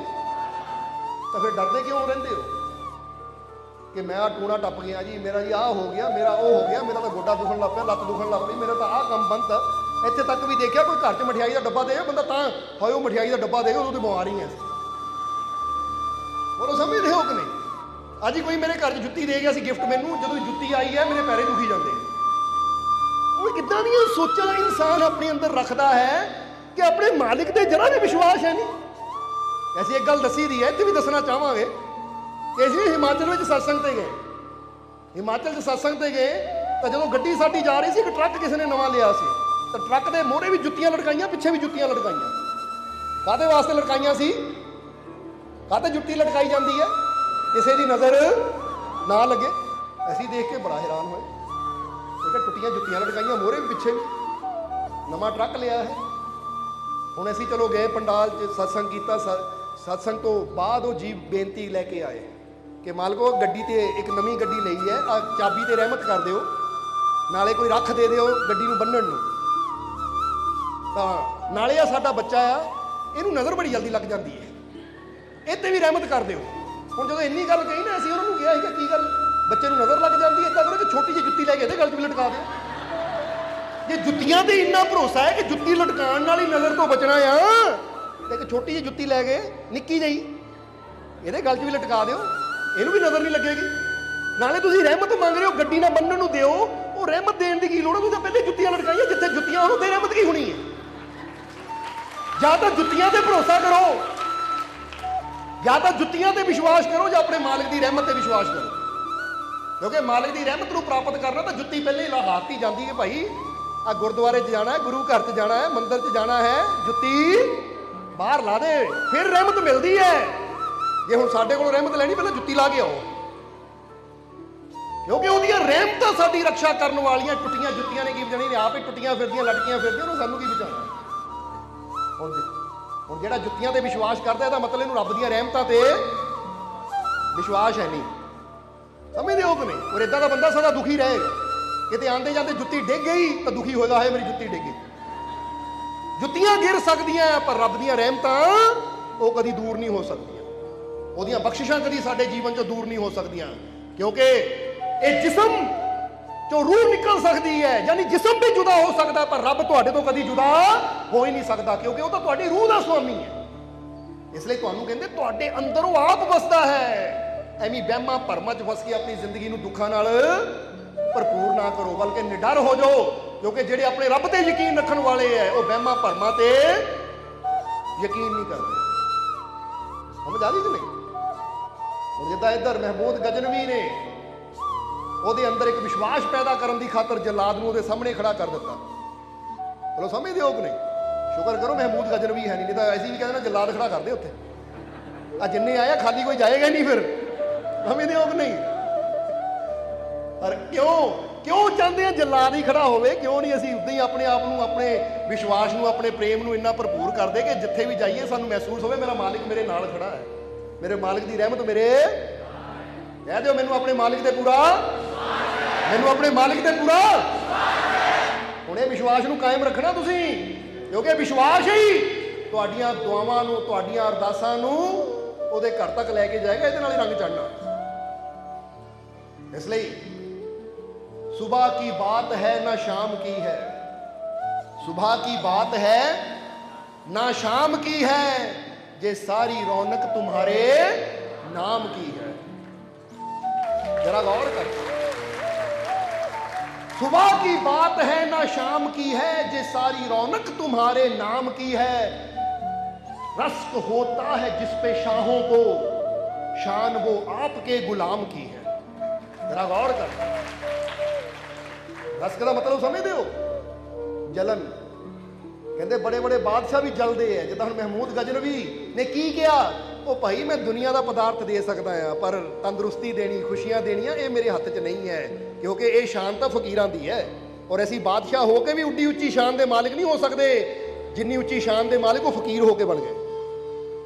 ਇਸ ਲਈ ਰਸ਼ਕ ਹੋਤਾ ਹੈ ਜਿਸ ਪੇ ਸ਼ਾहों को, शान वो आपके। ਇੱਕ ਵਾਰ ਉਹਦੇ ਗੁਲਾਮ ਬਣ ਕੇ ਤਾਂ ਦੇਖੀਏ, ਉਹਦੇ ਨਾਲ ਮੁਹੱਬਤ ਕਰਕੇ ਤਾਂ ਦੇਖੀਏ, ਤਾਂ ਉਹ ਸ਼ਾਨ ਉੱਚੀ ਹੋ ਜਾਏਗੀ ਕਿ ਦੁਨੀਆ ਦੇ ਬੜੇ ਬੜੇ ਧਨਵਾਨ, ਬੜੇ ਬੜੇ ਬਾਦਸ਼ਾਹ ਵੀ ਤੁਹਾਡੇ ਅੱਗੇ ਹੱਥ ਜੋੜ ਕੇ ਖੜ ਜਾਣਗੇ। ਕਿਉਂਕਿ ਜਿਸ ਸ਼ਾਨ ਨੂੰ ਫਕੀਰ ਪਹੁੰਚ ਜਾਂਦੇ ਹੈ, ਉਹ ਰੱਬ ਦੀ ਗੁਲਾਮੀ ਕਰਕੇ, ਉਹਦੇ ਨਾਲ ਇਸ਼ਕ ਕਰਕੇ, ਉਹਦੇ ਨਾਲ ਮੁਹੱਬਤ ਕਰਕੇ, ਉਹਦੇ ਗੁਲਾਮ ਬਣ ਕੇ ਉਹ ਫਕੀਰ ਜਿਸ ਸ਼ਾਨ ਨੂੰ ਪਹੁੰਚ ਜਾਂਦੇ ਆ, ਉਹ ਸ਼ਾਨ ਬਾਦਸ਼ਾਹਾਂ ਨੂੰ ਵੀ ਨਸੀਬ ਨਹੀਂ ਹੁੰਦੀ। समझते हो कि नहीं? रश्क होता है जिस पे शाहों को, शान वो आपके गुलाम की है नशा आपकी निगाहों का, ये खुमारी ना किसी जाम की है। कहते आ जिहड़ा नशा है ना, ये तुहाडियां नज़रां दा आ, क्योंकि फकीरां दी कहते नाम खुमारी नानका चढ़ी रहे दिन रात। एक नशा, एक खुमारी ਉਹਦੇ नाम दी हुंदी है, ਉਹਦੇ इश्क दी हुंदी है, ਉਹਦੀਆਂ नज़रां दी हुंदी है। समझते हो कि नहीं? पर एक खुमारी नूं तां ਉਹੀ जान सकता जिहदे अंदर प्रेम होवे। है नशा आपकी निगाहों का, ये खुमारी ना किसी, कि आ जिहड़ी मेरी मस्ती है ना, कोई ये ना सोचे कि मैं कोई शराब पी के आया, मैं कोई दुनियावी नशा करके आया तां मैं मस्त हाँ, तां मैं नच रहा, तां मैं हस रहा। जो कई बार देखे ना मालिक दे घर चाहते इन्ना तुहानूं कहदा हसो नचो खुशी मनाओ, तो हो सकता कोई सोचे लगता कोई भंग पीती है, कोई नशा किया ना, नचते रहते हसते ही रहते हैं। तो फिर उत्थे की हुंदा है? बंदा फिर जवाब दिंदा है कि ये जिहड़ी मेरी मस्ती है ना, मेरी खुशी है, मेरा नशा है, ये कोई जामा का नशा नहीं है, ये तो मुर्शद दियां नज़रां का नशा है, उहदे इश्क का नशा है, ये तो मेरे रब दे नाम की खुमारी है।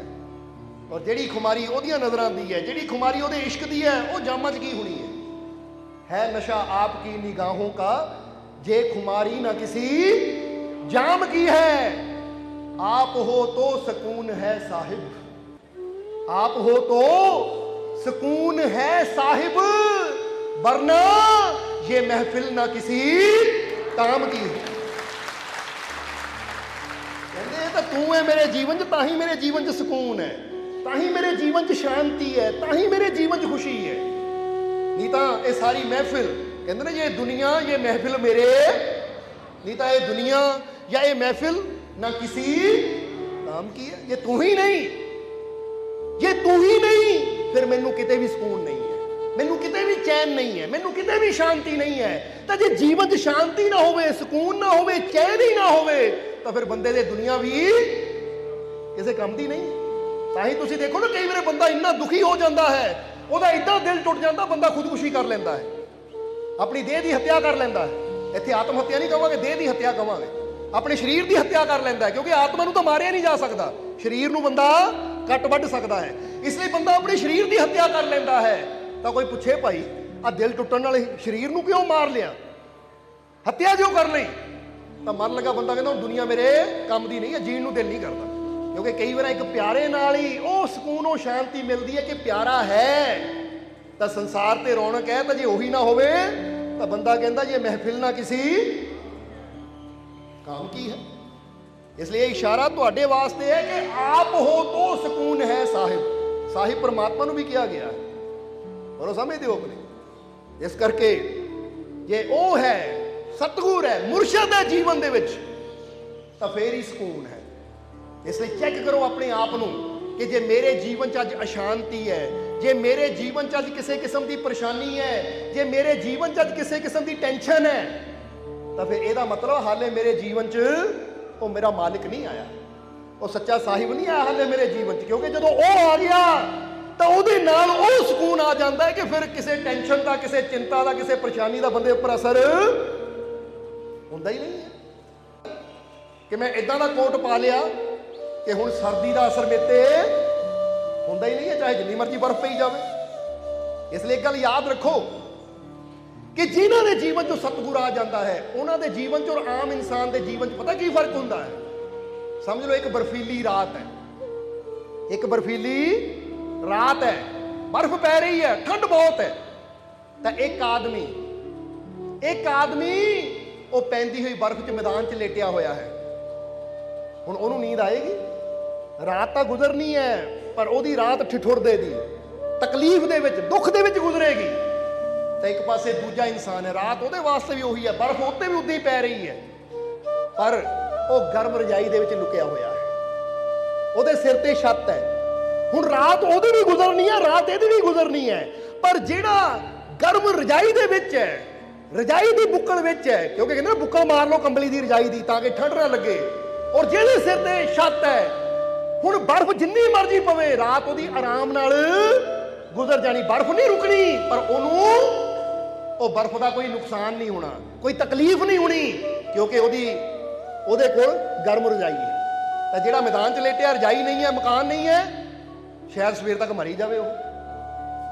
ਇੱਥੇ ਹੁਣ ਏਦਾਂ ਹੀ ਸਮਝ ਲਓ ਕਿ ਮੁਰਸ਼ਦ ਵਾਲੇ ਵਿੱਚ ਔਰ ਬੇਗੁਰੂ ਵਿੱਚ ਇਹੀ ਫਰਕ ਹੈ ਕਿ ਮੁਰਸ਼ਦ ਵਾਲਾ, ਉਹਦੇ ਜੀਵਨ 'ਚ ਵੀ ਪਰੇਸ਼ਾਨੀਆਂ ਆਉਂਦੀਆਂ ਹੈ, ਪਰੇਸ਼ਾਨੀਆਂ ਦੀ ਬਰਫ਼ ਪੈਂਦੀ ਹੈ, ਪਰ ਉਹਦੇ ਸਿਰ ਤੇ ਮੁਰਸ਼ਦ ਦਾ ਹੱਥ ਹੈ, ਤੂੰ ਮੇਰਾ ਰਾਖਾ ਸਭਨੀ ਥਾਈ, ਔਰ ਉਹ ਆਪਣੇ ਮੁਰਸ਼ਦ ਦੀ ਰਹਿਮਤ ਦੇ ਬੁੱਕਲ ਵਿੱਚ ਹੁੰਦਾ ਹੈ। ਇਸ ਲਈ ਜਿੰਨੀ ਮਰਜ਼ੀ ਪਰੇਸ਼ਾਨੀ ਆਵੇ, ਜਿੰਨੀ ਮਰਜ਼ੀ ਤਕਲੀਫ ਆਵੇ, ਉਹ ਆਂਦੀ ਹੈ, ਟਾਈਮ ਗੁਜ਼ਰ ਜਾਂਦਾ ਔਰ ਬੰਦੇ ਨੂੰ ਪਤਾ ਵੀ ਨਹੀਂ ਲੱਗਦਾ।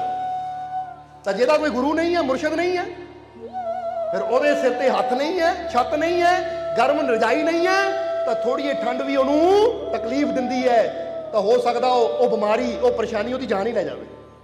ਤਾਂ ਹੀ ਤਾਂ ਕਈਆਂ ਨੂੰ ਦੇਖਿਆ ਨਾ, ਦੁੱਖ ਆਇਆ, ਤਕਲੀਫ ਆਈ, ਪਰੇਸ਼ਾਨੀ ਆਈ ਤਾਂ ਬੰਦਾ ਹੀ ਮਰ ਗਿਆ। ਤਾਂ ਕਈ ਐਸੇ ਹੁੰਦੇ ਹੈ ਕਿ ਉਹ ਤਕਲੀਫਾਂ, ਦੁੱਖ ਉਹਨਾਂ ਤੇ ਵੀ ਆਉਂਦੀਆਂ ਹੈ, ਪਰ ਉਹਨਾਂ ਨੂੰ ਉਹਦਾ ਅਹਿਸਾਸ ਹੀ ਨਹੀਂ ਹੁੰਦਾ, ਕਿਉਂਕਿ ਉਹ ਆਪਣੇ ਮੁਰਸ਼ਦ ਦੀ ਬੁੱਕਲ 'ਚ ਹੁੰਦੇ ਆ। ਸਮਝਦੇ ਹੋ ਕਿ ਨਹੀਂ? ਇਸ ਲਈ ਜੀਵਨ ਦੇ ਵਿੱਚ ਅਸੀਂ ਪਰੇਸ਼ਾਨੀਆਂ ਨਾਲ ਕੁਝ ਨਹੀਂ ਕਰ ਸਕਦੇ, ਯਾਨੀ ਬਾਹਰਲੇ ਹਾਲਾਤਾਂ ਨਾਲ ਕੁਝ ਨਹੀਂ ਕਰ ਸਕਦੇ, ਪਰ ਆਪਣੇ ਆਪ ਨੂੰ ਅਸੀਂ ਐਸਾ ਬਣਾ ਸਕਦੇ ਹਾਂ ਕਿ ਉਹਨਾਂ ਪਰੇਸ਼ਾਨੀਆਂ ਦਾ ਅਸਰ ਸਾਡੇ ਤੇ ਨਾ ਹੋਵੇ। ਹੁਣ ਬਾਰਿਸ਼ ਪੈਂਦੀ ਹੈ, ਬਾਰਿਸ਼ ਨੂੰ ਬੰਦਾ ਰੋਕ ਨਹੀਂ ਸਕਦਾ, ਪਰ ਤੁਸੀਂ ਇੰਤਜ਼ਾਮ ਇਦਾਂ ਦਾ ਕਰ ਸਕਦੇ ਹੋ, ਬਰਸਾਤੀ ਲੈ ਕੇ, ਛਾਤਾ ਲੈ ਕੇ, ਕਿ ਬਾਰਿਸ਼ ਦਾ ਅਸਰ ਤੁਹਾਡੇ ਤੇ ਨਾ ਹੋਵੇ। ਸਮਝਦੇ ਹੋ ਕਿ ਨਹੀਂ? ਯਾਨੀ ਮੌਸਮ ਨੂੰ ਨਹੀਂ ਬਦਲ ਸਕਦੇ, ਬਾਹਰ ਨੂੰ ਹਾਲਾਤਾਂ ਨੂੰ ਨਹੀਂ ਬਦਲ ਸਕਦੇ, ਪਰ ਆਪਣਾ ਇੰਤਜ਼ਾਮ ਤੁਸੀਂ ਐਸਾ ਕਰ ਸਕਦੇ ਹੋ। ਇਸ ਲਈ ਇੱਥੇ ਕਹਾਂਗੇ ਕਿ ਜਦੋਂ ਅਸੀਂ ਮੁਰਸ਼ਦ ਵਾਲੇ ਹੋ ਜਾਂਦੇ ਨਾ, ਫਕੀਰਾਂ ਦੇ ਨਾਲ ਜੁੜ ਜਾਂਦੇ ਆ, ਤਾਂ ਸਮਝ ਲਓ ਅਸੀਂ ਉਹ ਇੰਤਜ਼ਾਮ ਕਰ ਲੈਂਦੇ ਹਾਂ ਕਿ ਜੇ ਦੁੱਖਾਂ ਦੀ ਬਾਰਿਸ਼ ਆਂਦੀ ਵੀ ਹੈ, ਪਰੇਸ਼ਾਨੀਆਂ ਦੀ ਹਨੇਰੀ ਚੱਲਦੀ ਵੀ ਹੈ, ਤਾਂ ਇਹਦਾ ਅਸਰ ਹੁਣ ਸਾਡੇ ਤੇ ਨਹੀਂ ਹੋਣਾ, ਕਿਉਂਕਿ ਸਾਡੀ ਰੱਖਿਆ ਕਰਨ ਵਾਲਾ ਸਾਡਾ ਮਾਲਿਕ ਸਾਡੇ।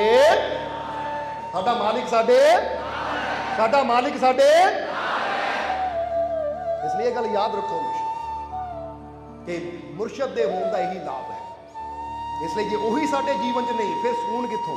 ਤਾਂ ਜੇ ਸਕੂਨ ਹੀ ਨਹੀਂ ਹੈ, ਸ਼ਾਂਤੀ ਨਹੀਂ ਹੈ, ਆਨੰਦ ਨਹੀਂ ਹੈ, ਤਾਂ ਫਿਰ ਦੁਨੀਆ ਕਿਸ ਕੰਮ ਦੀ? ਸਮਝਦੇ ਹੋ ਕਿ ਨਹੀਂ?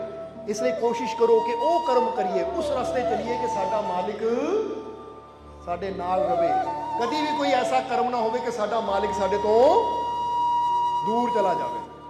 ਬੋਲੋ ਸਮਝਦੇ ਹੋ ਕਿ ਨਹੀਂ? ਇਸ ਲਈ ਆਪਣੇ ਅੰਦਰ ਪਿਆਰ ਲਿਆਓ, ਆਪਣੇ ਅੰਦਰ ਮੁਹੱਬਤ ਲਿਆਓ, ਆਪਣੇ ਅੰਦਰ ਨਿਮਰਤਾ ਲਿਆਓ, ਕਿਉਂਕਿ ਫਕੀਰਾਂ ਦੇ ਦਰ ਤੇ ਜਾਵਾਂਗੇ, ਉਹਨਾਂ ਦੀ ਸੋਹਬਤ ਕਰਾਂਗੇ ਤਾਂ ਫੇਰ ਹੀ ਸਾਡੀ ਜ਼ਿੰਦਗੀ ਬਦਲੇਗੀ, ਫੇਰ ਹੀ ਸਾਡੀ ਜ਼ਿੰਦਗੀ ਬਦਲੇਗੀ। ਇੱਥੇ ਇੱਕ ਫਕੀਰਾਂ ਦਾ ਕਿੱਸਾ ਯਾਦ ਆ ਗਿਆ ਸਾਨੂੰ।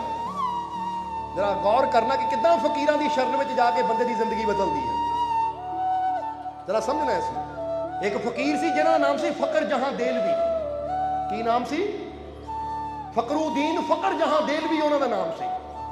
ਦਿੱਲੀ ਦੇ ਅੰਦਰ ਰਹਿੰਦੇ ਸੀ। ਤਾਂ ਦਿੱਲੀ ਦੇ ਅੰਦਰ ਰਹਿੰਦੇ ਸੀ ਤਾਂ ਜੋ ਜਾਮਾ ਮਸਜਿਦ ਸੀ ਉਹਦੇ ਖਤੀਬ ਸੀ। ਖਤੀਬ ਦਾ ਮਤਲਬ ਹੁੰਦਾ ਹੈ ਜਿਹੜੇ ਮੈਂਬਰ ਤੇ ਚੜ ਕੇ ਖੁਤਬਾ ਦਿੰਦੇ ਆ, ਲੋਕਾਂ ਨੂੰ ਸਮਝਾਉਂਦੇ ਆ। ਹੁਣ ਐਡੇ ਵੱਡੇ ਫਕੀਰ ਜਦੋਂ ਬਜ਼ੁਰਗ ਹੋ ਗਏ, ਸਿਆਣੇ ਹੋ ਗਏ, ਤਾਂ ਜਦੋਂ ਵੀ ਉਹਨਾਂ ਨੇ ਖੁਤਬਾ ਦੇਣਾ, ਸਤਸੰਗ ਕਰਨਾ, ਹੁਣ ਇਹਨੂੰ ਆਪਾਂ ਪੰਜਾਬੀ ਕਹਿੰਦੇ ਸਤਸੰਗ, ਖੁਤਬੇ ਦਾ ਮਤਲਬ ਵੀ ਸਤਸੰਗ ਹੀ ਹੁੰਦਾ ਹੈ, ਪਰ ਉਹ ਉਰਦੂ ਦਾ ਲਫ਼ਜ਼ ਹੈ। ਹੁਣ ਜਦੋਂ ਉਹਨਾਂ ਨੇ ਸਮਝਾਣਾ ਤਾਂ ਲੱਖਾਂ ਹੀ ਲੋਕ ਉਹਨਾਂ ਦੇ ਸਤਸੰਗ 'ਚ ਇਕੱਠੇ ਹੋ ਜਾਣੇ, ਉਹਨਾਂ ਨੂੰ ਸੁਣਨਾ ਨਾ, ਕਿਉਂਕਿ ਬੜੀਆਂ ਪਿਆਰੀਆਂ ਗੱਲਾਂ, ਵਿਸ਼ਵਾਸ ਦੀਆਂ ਗੱਲਾਂ ਲੋਕਾਂ ਨੂੰ ਦੱਸਦੇ ਸੀ ਉਹ। ਹੁਣ ਜਦੋਂ ਉਹਨਾਂ ਦੇ ਦੁਸ਼ਮਣਾਂ ਨੇ ਦੇਖਿਆ ਕਿ ਇਹਨਾਂ ਫਕੀਰਾਂ ਦਾ ਤਾਂ ਬੜਾ ਬੋਲਬਾਲਾ ਹੋ ਰਿਹਾ ਹੈ, ਤਾਂ ਕਈ ਇਦਾਂ ਦੇ ਵੀ ਹੁੰਦੇ ਜਿਹੜੇ ਕਹਿੰਦੇ ਕੁਝ ਐਸਾ ਕੀਤਾ ਜਾਵੇ, ਫਕੀਰਾਂ ਨੂੰ ਬਦਨਾਮ ਕੀਤਾ ਜਾਵੇ ਤਾਂ ਕਿ ਇਹਨਾਂ ਕੋਲ ਜਾਣ ਵਾਲਿਆਂ ਦੀ ਗਿਣਤੀ ਘਟ ਜਾਵੇ। ਇਦਾਂ ਦੀਆਂ ਚਾਲਾਂ ਚੱਲਦੇ ਆ ਉਹ। ਤਾਂ ਉਹਨਾਂ ਦੇ ਦੁਸ਼ਮਣਾਂ ਨੇ ਕੀ ਕੀਤਾ, ਇੱਕ ਵਹਿਸ਼ੀਆ ਨੂੰ ਤਿਆਰ ਕੀਤਾ ਪੈਸਾ ਦੇ ਕੇ। ਇੱਕ ਵਹਿਸ਼ੀਆ, ਇੱਕ ਕੋਠੇ ਵਾਲੀ, ਜਿਹਦੇ ਕੋਠੇ ਤੇ ਲੋਕ ਨਾਚ ਰੰਗ ਤਮਾਸ਼ਾ ਦੇਖਣ ਜਾਂਦੇ ਸੀ, ਕਹਿੰਦੇ ਇੱਕ ਵਹਿਸ਼ੀਆ ਨੂੰ ਪੈਸਾ ਦੇ ਕੇ ਤਿਆਰ ਕੀਤਾ ਕਿ ਜਦੋਂ ਖੁਤਬਾ ਹੋਏਗਾ ਨਾ ਇਹਨਾਂ ਦਾ, ਉਸ ਵੇਲੇ ਲੱਖਾਂ ਹੀ ਇਹਨਾਂ ਨੂੰ ਮੰਨਣ ਵਾਲੇ ਇਹਨਾਂ ਦੇ ਕੋਲ ਇਕੱਠੇ ਹੁੰਦੇ ਆ। ਤਾਂ ਬਸ ਉਹਨੂੰ ਸਿਖਾ ਪੜ੍ਹਾ ਦਿੱਤਾ ਕਿ ਇੰਨਾ ਪੈਸਾ ਤੈਨੂੰ ਹੁਣ ਪਹਿਲਾਂ ਦੇ ਦਿੱਤਾ, ਤਾਂ ਇੰਨਾ ਪੈਸਾ ਕੰਮ ਹੋਣ ਤੋਂ ਬਾਅਦ। ਹੁਣ ਵੈਸ਼ੀਆ ਦਾ ਕੰਮ ਹੀ ਹੁੰਦਾ ਪੈਸੇ ਦੀ ਖਾਤਰ ਸਭ ਕੁਝ ਕਰਨਾ। ਐਨ ਸਿਖਾ ਪੜ੍ਹਾ ਕੇ ਕਹਿੰਦੇ ਫਕਰ ਜਹਾਂ ਦੇਲਵੀ, ਜਿੱਥੇ ਜਾਮਾ ਮਸਜਿਦ ਮੈਂਬਰ ਤੇ ਖੁਤਬਾ ਕਰ ਰਹੇ ਸੀ, ਉੱਥੇ ਭੇਜ ਦਿੱਤਾ ਉਹਨੂੰ। ਹੁਣ ਜਦੋਂ ਉਹਨਾਂ ਦਾ ਖੁਤਬਾ ਸਮਾਪਤ ਹੋਇਆ ਔਰ ਉਹ ਮੈਂਬਰ ਤੋਂ ਉਤਰਨ ਲੱਗੇ, ਤਾਂ ਵੈਸ਼ੀਆ ਉੱਥੇ ਚਲੀ ਗਈ, ਪੌੜੀਆਂ ਦੇ ਕੋਲ ਖੜ ਗਈ। ਤਾਂ ਪੌੜੀਆਂ ਕੋਲ ਖੜ ਕੇ ਕਹਿਣ ਲੱਗੀ, ਹਜ਼ੂਰ ਪਹਿਚਾਣਿਆ ਮੈਨੂੰ? ਹੁਣ ਫਕੀਰਾਂ ਨੇ ਉਹਦੀ ਤਰਫ ਦੇਖਿਆ, ਔਰ ਇਸ ਤੋਂ ਪਹਿਲਾਂ ਕਿ ਫਕੀਰ ਕੁਝ ਬੋਲਦੇ ਤਾਂ ਵੈਸ਼ੀਆ ਪੁੱਛਣ ਲੱਗੀ, ਹਜ਼ੂਰ ਦੱਸੋ ਤੁਹਾਡੀ ਕਮਰ ਦਾ ਦਰਦ ਕਿੱਦਾਂ ਹੈ? ਤੁਹਾਡੀ ਕਮਰ ਹੁਣ ਠੀਕ ਹੈ? ਤੁਹਾਡੀ ਕਮਰ ਦਰਦ ਠੀਕ ਹੈ? ਔਰ ਕੱਲ ਰਾਤੀ ਤੁਹਾਡਾ ਸਿਰ ਵੀ ਬਹੁਤ ਦੁਖ ਰਿਹਾ ਸੀ, ਹੁਣ ਸਿਰ ਦਰਦ ਠੀਕ ਹੈ ਕਿ ਨਹੀਂ? ਜ਼ਰਾ ਗੌਰ ਕਰਨਾ, ਇੱਕ ਵੈਸ਼ੀਆ ਪੁੱਛ ਰਹੀ ਹੈ ਤਾਂ ਲੋਕਾਂ ਦੇ ਮਨ ਚ ਆਇਆ ਹੈ ਵੈਸ਼ੀਆ ਕਿੱਦਾਂ ਪੁੱਛ ਰਹੀ ਹੈ, ਕਿਉਂਕਿ ਉਹਨਾਂ ਦੇ ਕਮਰ ਦਰਦ ਰਹਿੰਦਾ ਸੀ। ਲੋਕ ਭੇਜਣ ਵਾਲੇ ਨੇ ਪਹਿਲਾਂ ਹੀ ਸਿਖਾ ਦਿੱਤਾ ਸੀ ਕਿ ਇਦਾਂ ਪੁੱਛੀ ਜਾ ਕੇ ਜਿੱਦਾਂ ਤੂੰ ਬੜੀ ਪੁਰਾਣੀ ਇਹਨਾਂ ਨੂੰ ਜਾਣਦੀ ਹੁੰਦੀ।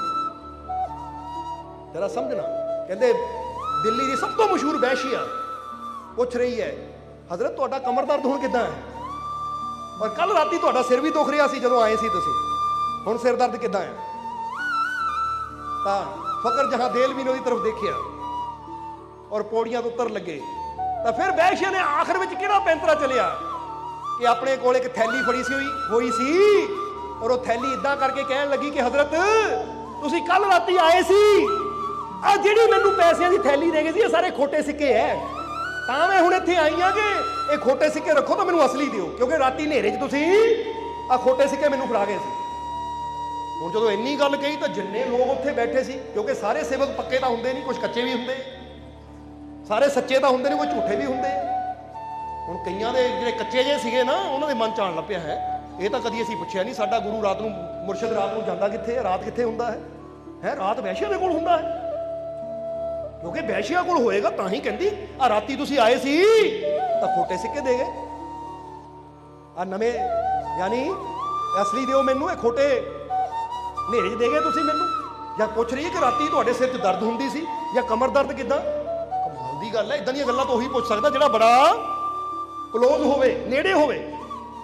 ਹੁਣ ਜਿਹੜੇ ਕੱਚੇ ਸੀ ਨਾ, ਉਹਨਾਂ ਦਾ ਵਿਸ਼ਵਾਸ ਟੁੱਟਣ ਲੱਗ ਪਿਆ, ਤਾਂ ਜਿਹੜੇ ਪੱਕੇ ਸੀ ਉਹਨਾਂ ਨੂੰ ਆਪਣੇ ਮੁਰਸ਼ਿਦ ਤੇ ਪੂਰਾ ਯਕੀਨ ਸੀ, ਕਿਉਂਕਿ ਪਤਾ ਹੀ ਉਹ ਭਾਂਡੇ ਦਾ ਉਦੋਂ ਲੱਗਦਾ ਜਦੋਂ ਕੀ ਹੁੰਦਾ ਹੈ, ਠੋਕਿਆ ਜਾਂਦਾ ਹੈ। ਸਮਝਦੇ ਹੋ ਕਿ ਨਹੀਂ? ਤਾਂ ਹੀ ਤਾਂ ਕਿਹਾ ਜਾਂਦਾ ਹੈ ਕਿ ਇਸ਼ਕ ਤੇਰਾ ਸੋਨਾ, ਅਜਮੈਸ਼ਾਂ ਤੇਰੀਆਂ ਅੱਗ, ਉਹ ਸੱਚਾ ਪਰਖਿਆ ਜਾਂਦਾ ਪਹਿਲਾਂ ਨਾਲ ਅੱਗਾਂ ਦੇ ਲੱਗ। ਕਹਿੰਦੇ ਇਸ਼ਕ ਜੇ ਤੇਰਾ ਸੋਨਾ ਹੈ ਨਾ ਤਾਂ ਉਹਦੀਆਂ ਅਜਮੈਸ਼ਾਂ ਵੀ ਅੱਗ ਦਾ ਕੰਮ ਕਰਦੀਆਂ ਹੈ। ਤਾਂ ਸੱਚਾ ਵੀ ਉਦੋਂ ਹੀ ਪਰਖਿਆ ਜਾਂਦਾ ਪਹਿਲਾਂ ਨਾਲ ਅੱਗਾਂ ਦੇ ਲੱਗ। ਜਦੋਂ ਸੋਨਾ ਅੱਗ ਦੇ ਨਾਲ ਲੱਗਦਾ ਹੈ ਤਾਂ ਫੇਰ ਹੀ ਪਤਾ ਲੱਗਦਾ ਹੈ ਕਿ ਇਹ ਸੋਨਾ ਖਰਾ ਹੈ ਜਾਂ, ਜਵਾਬ ਦੇ ਦਿਓ।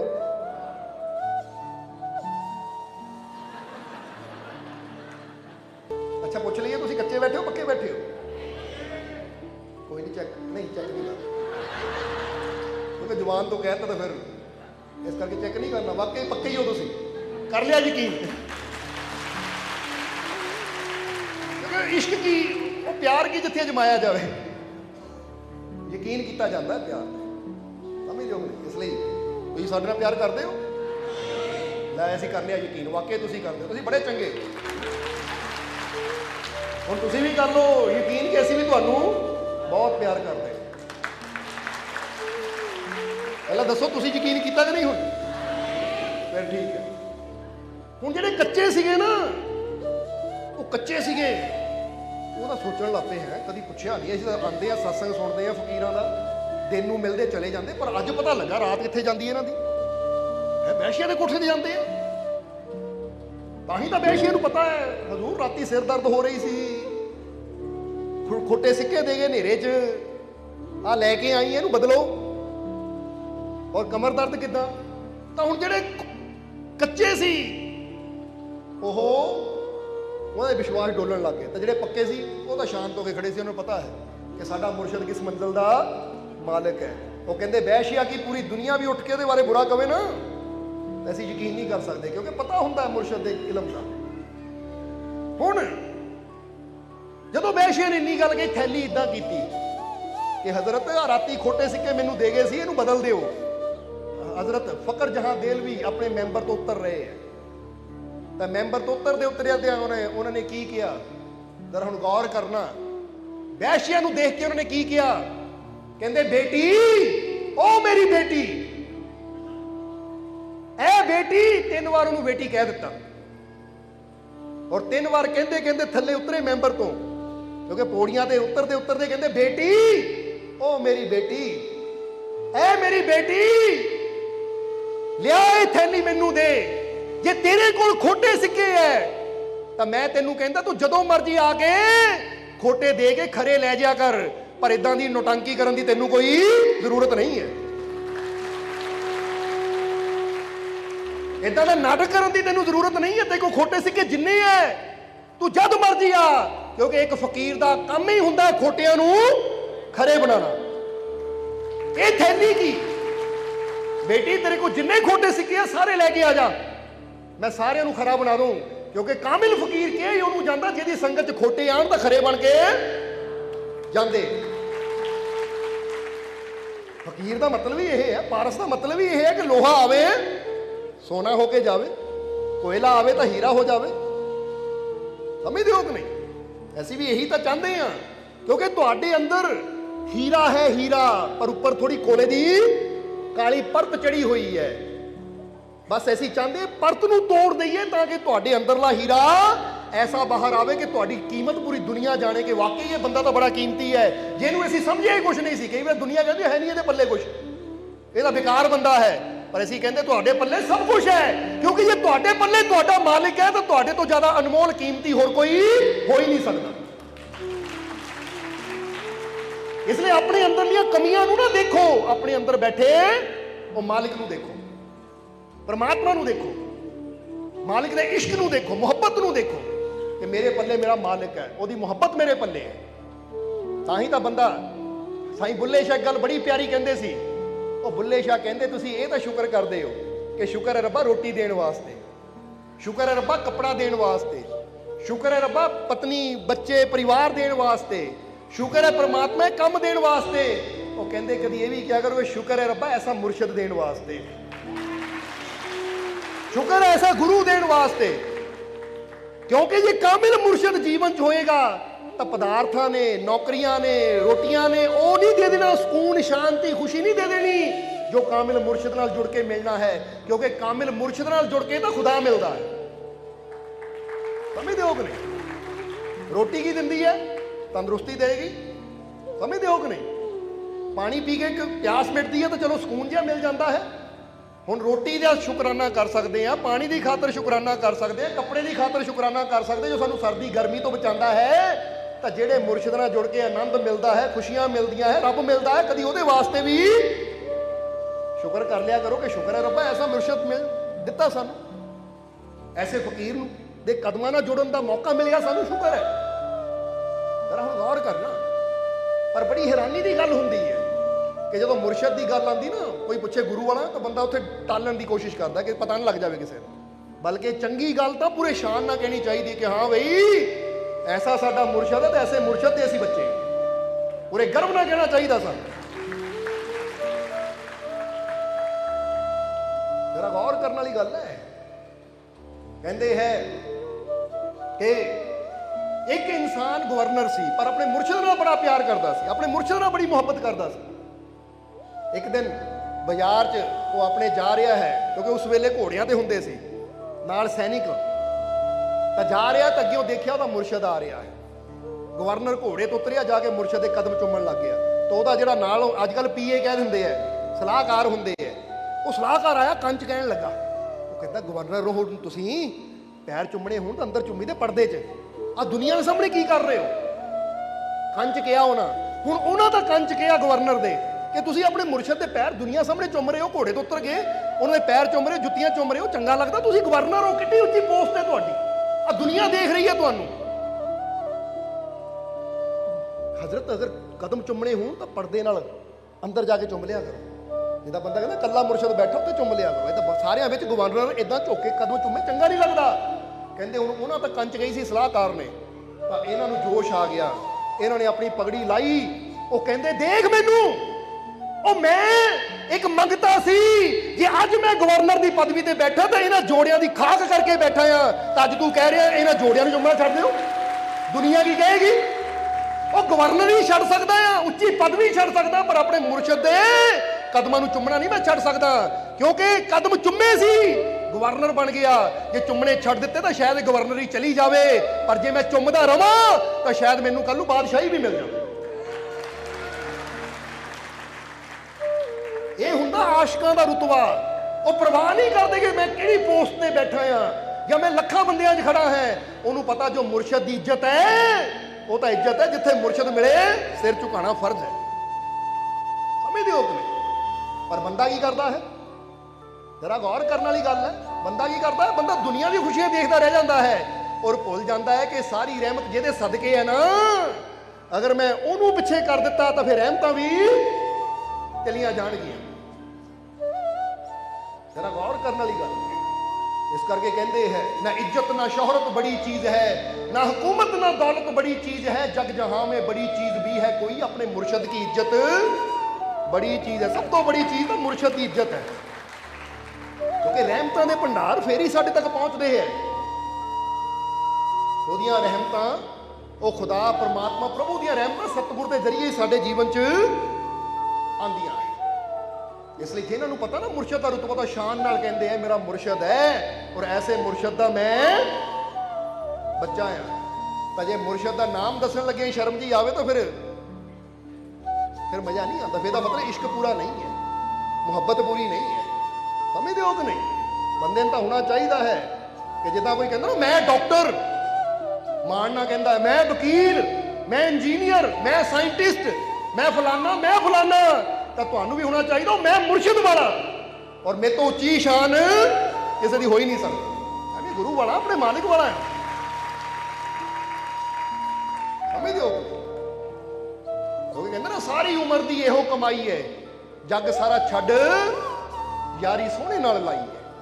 कहते हुण सारी जिंदगी की कमाई है दुनिया नूं छड्ड के मैं अपनी यारी, अपना प्यार अपने मुर्शिद नाल पाया है, वो प्रभु नाल पाया, वो मालिक नाल पाया है। और ये कोई छोटी कमाई नहीं है, क्योंकि जिथे सारिया दी कमाइयां इत्थे रह जानियां है, उत्थे जो मैं कमाया वही मेरे नाल चलना है। सब तो बड़ी कमाई है। चेक करो तुसी कीती है कि नहीं ये कमाई, समझना जरा इसलिए इधर फकर जहां देलवी की कहते हैं बेटी बेटी ओ बेटी, आ जिन्ने भी तेरे को खोटे सिक्के होंदे ना तू लैके आ जा, मैं इन्हां नूं खरे कर दूंगा, पर इदां दे नाटक करन दी ਤੈਨੂੰ ਜ਼ਰੂਰਤ ਨਹੀਂ ਹੈ, ਕਿਉਂਕਿ ਫਕੀਰ ਦਾ ਦਰ ਹੈ। ਫਕੀਰ ਦੇ ਦਰ ਤੇ ਹੀ ਖੋਟਿਆਂ ਨੂੰ ਖੜੇ ਕੀਤਾ ਜਾਂਦਾ ਹੈ। ਕਹਿ ਕੇ ਉਹਦੇ ਸਿਰ ਤੇ ਹੱਥ ਰੱਖ ਦਿੱਤਾ ਫਕੀਰਾਂ ਨੇ, ਬੇਟੀ ਕਹਿ ਕੇ। ਚੌਥੀ ਵਾਰ ਜਦੋਂ ਬੇਟੀ ਕਿਹਾ, ਉਹਦੇ ਸਿਰ ਤੇ ਹੱਥ ਰੱਖਿਆ, ਵੈਸ਼ੇ ਦੀ ਅੱਖਾਂ 'ਚ ਪਾਣੀ ਆ ਗਿਆ, ਅੱਖਾਂ 'ਚ ਪਾਣੀ ਆ ਗਿਆ।